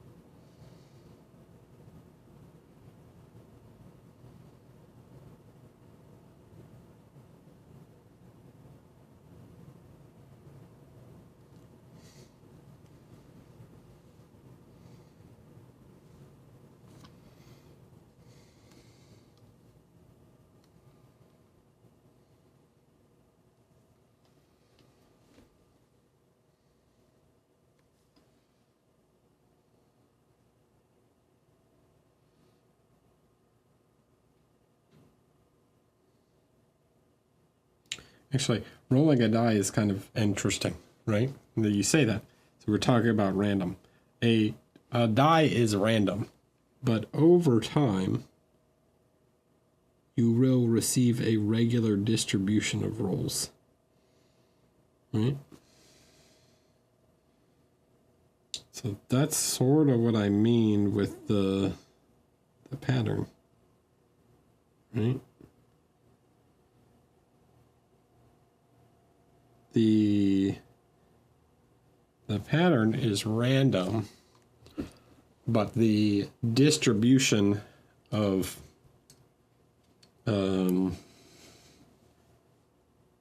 colors, right?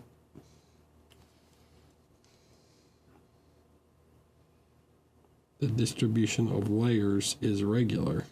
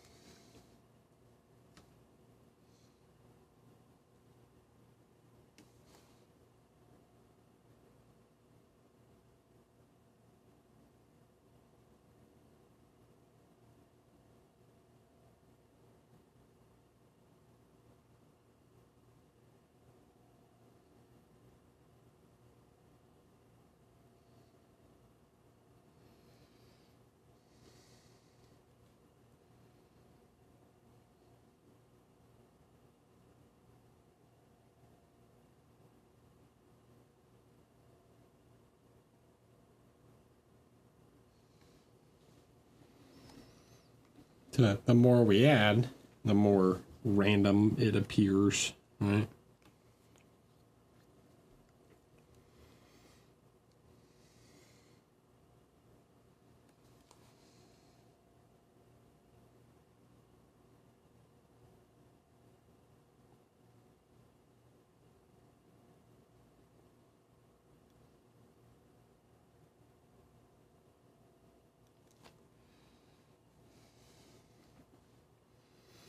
Now I feel like there's some gaps, so I'm gonna come back in. I'm gonna introduce like one more random, just kind of different shade.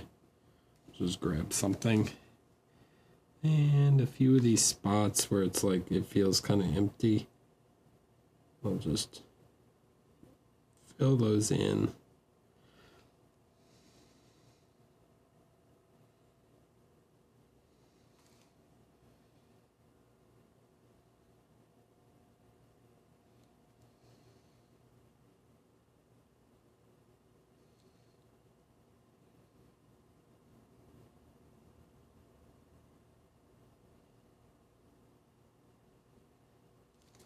Like here on the edge is very empty.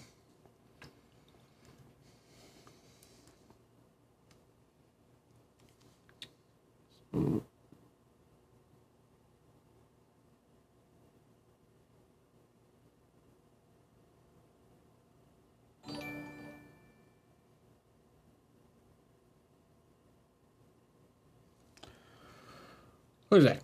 Visit the Chronicler. Hello. Thanks for following.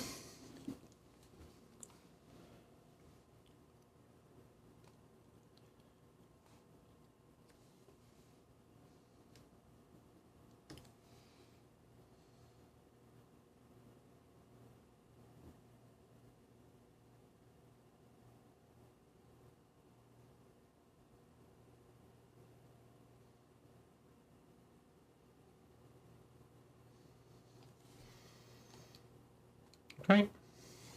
And then maybe one more square over here of this lighter color because it feels sort of empty without it.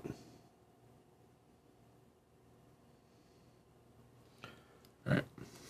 So, okay. So there's the camo cloak, right? He's got his whole cloak thing going on. Do we feel like there's any unusual spots? Maybe one like right there. So let's grab this guy real quick.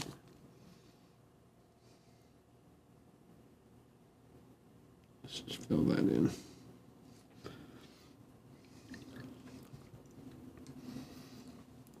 Okay, so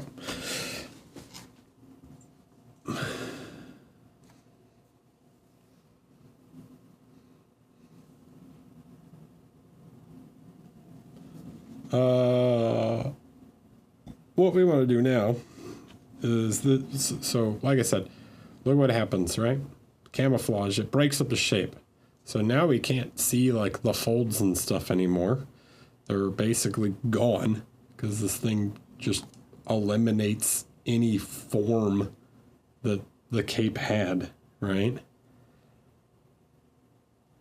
Oh, actually, now that I'm thinking about it, well, that's fine. I can do it later on my own.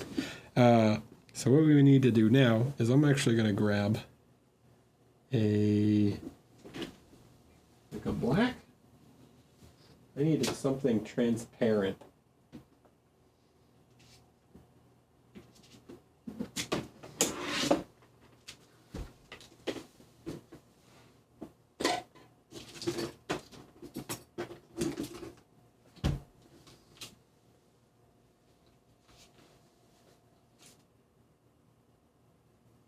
That's a wash. I don't want that.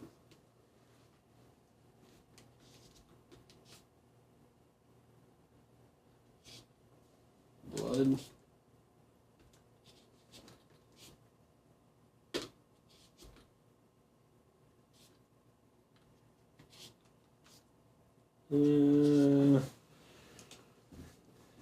Give me a sec. Well, I guess I can use this ink. Okay, so this is like a brown ink. Speaking of the what's it called? The velvet.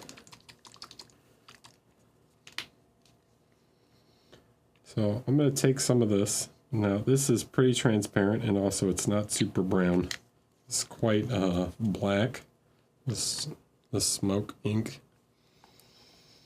See when I thin it out that it's like kind of brown, but it's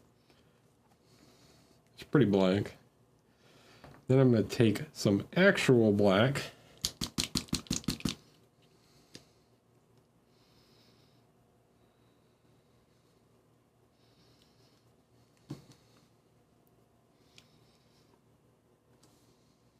Did they send me a black ink? No, I don't know. They sent me a few. Let's see. And that's like a dark turquoise. That's green. No. Alright, that's fine. They didn't send me all of them. They just sent me like a few test colors. So I'm going to take some black. I'm going to take some of the ink. I'm going to mix them together. Okay. To get a bit of the transparency of the ink, and I'm going to thin it way down. All right, so this is kind of what I'm looking for. Something nice and transparent. Okay? Really transparent. All right? So now I've got this kind of glaze, and I got to be careful. I don't want to overdo this. Right? So, something like that, right? And then in the folds, so what I want to do, I'm going to try and find those folds. And we're just going to glaze some shadows back in. Right?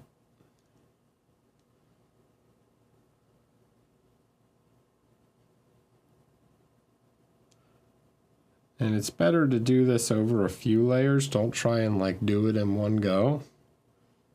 Because if you overdo it, it's going to be a lot more work to like highlight all these little shapes.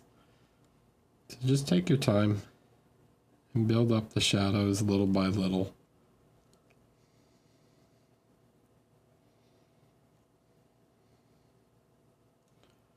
And we'll reintroduce some volume to the cape.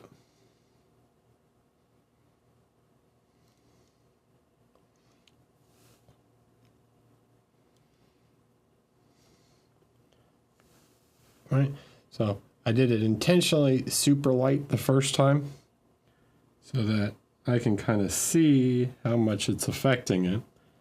And now that I see like it's pretty subtle, I can now go like a little heavier on the second pass.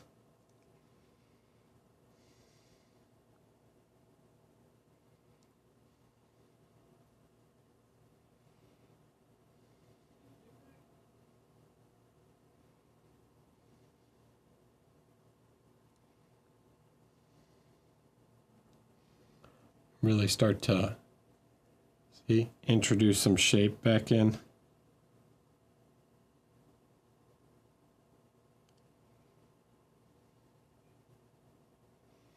The problem is you're never going to really create like a ton of shape to it, right? Because that's the goal of the camo itself, is to obscure the shape. But we can, you know, push the form a little.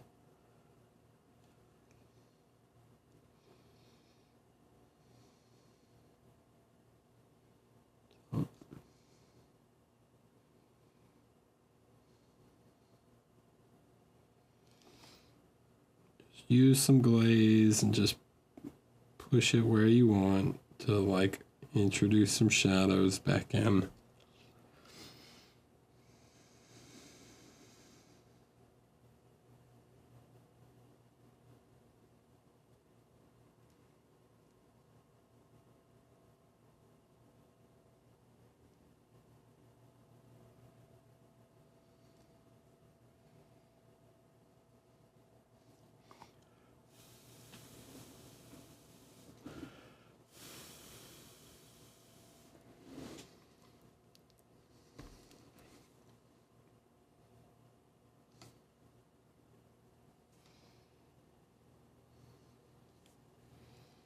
And you do this a few times.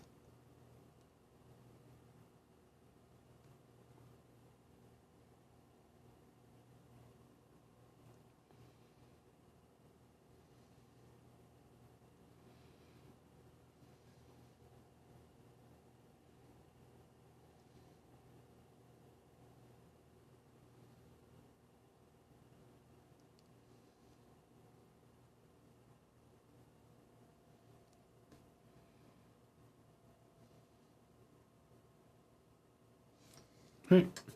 You start to get some of that light and shadow back in. You can kind of see here, whereas like this part of the cape is clearly darker than the other part. But again, the problem is that the whole point of the cape is that it kind of kills that, right? So the other thing we can do, we can come back with our original color, right? This kind of khaki tone. And we can apply another glaze over top of everything, just to sort of unify it a little bit. We can soften some of the contrast.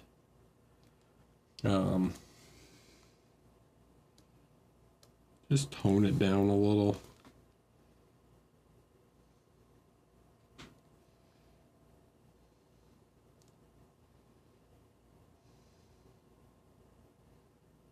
Like, I want the effect of the camo, but I don't want it to be like so much that it's just, that's all you see.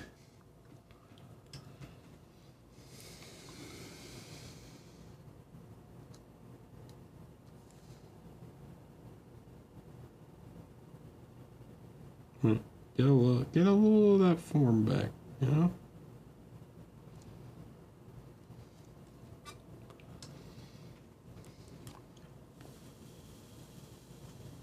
Alright, what's the last thing we can do? Okay. So the last thing, first we're going to let it dry.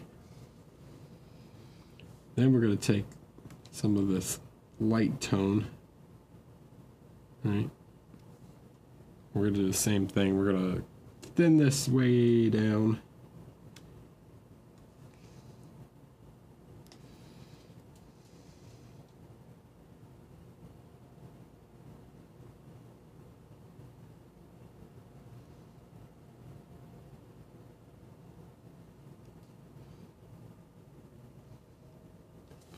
We're just going to glaze some into the lights.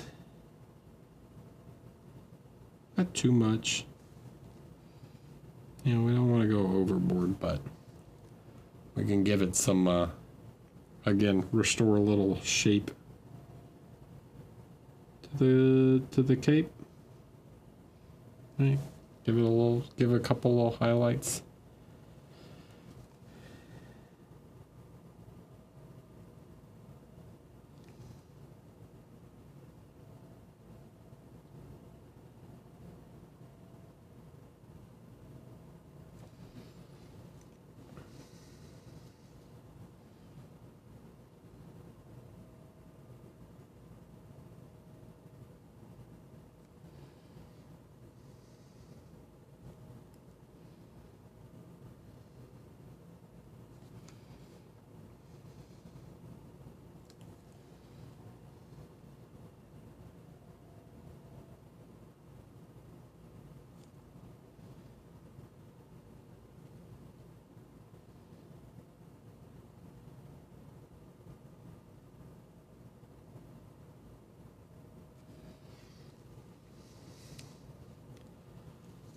Yeah.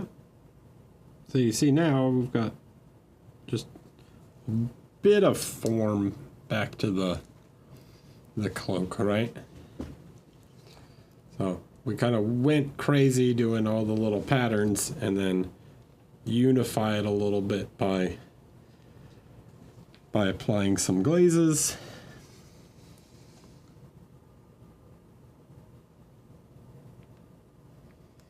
And then, yeah, that helps to kind of push everything together a little.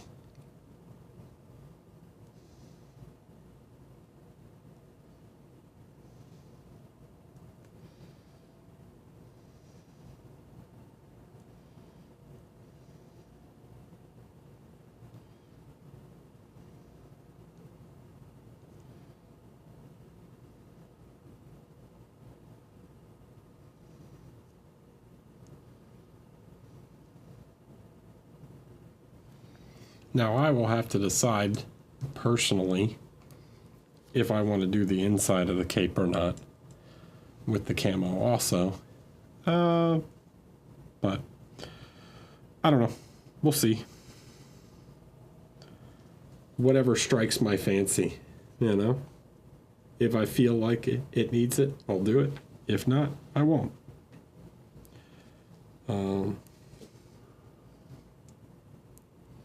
So I'm doing Death Watch, yeah, or see, Death. So I've got a Raven Guard. Okay, Raven Guard. I have a Son of Auror. I have a Flesh Terror. He's my sergeant.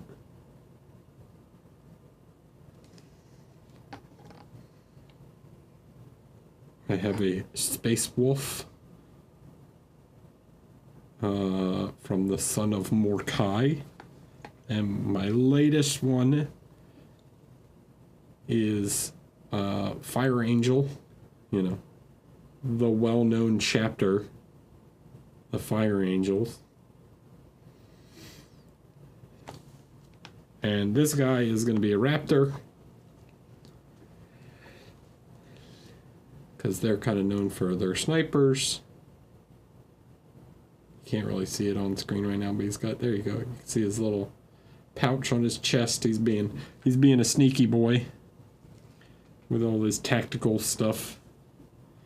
So he's going to be a Raptor, and this guy is going to be a Tome Keeper. You can see he's got his little book on his side.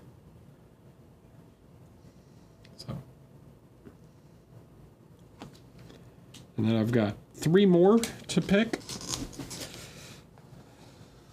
I've got a missile launcher guy who I don't know which one I want to do him yet. Maybe the Marines Malevolent. What else do I have? Or he'll be another Ultramarine successor. I've got a Mortifactor. And then I gotta pick one more.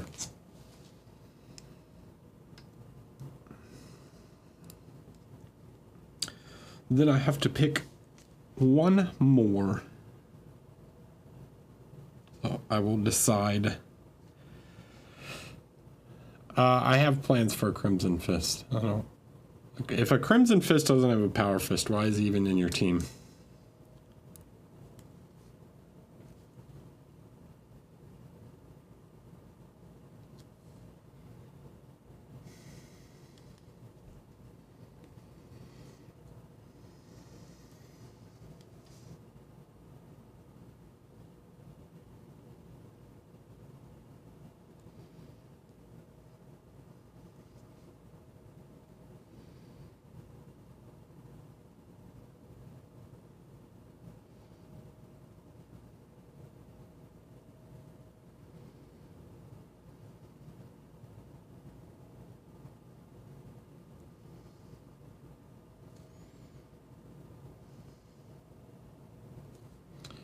All right, so that's the camo cloak.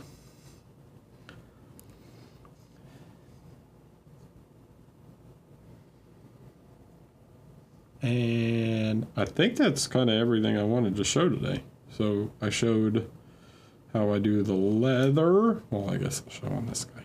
How I do leather. How I do the pants.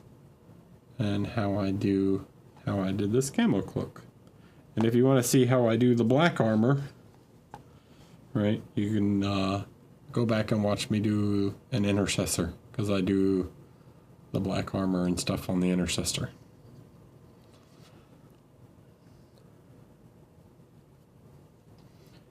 Cool.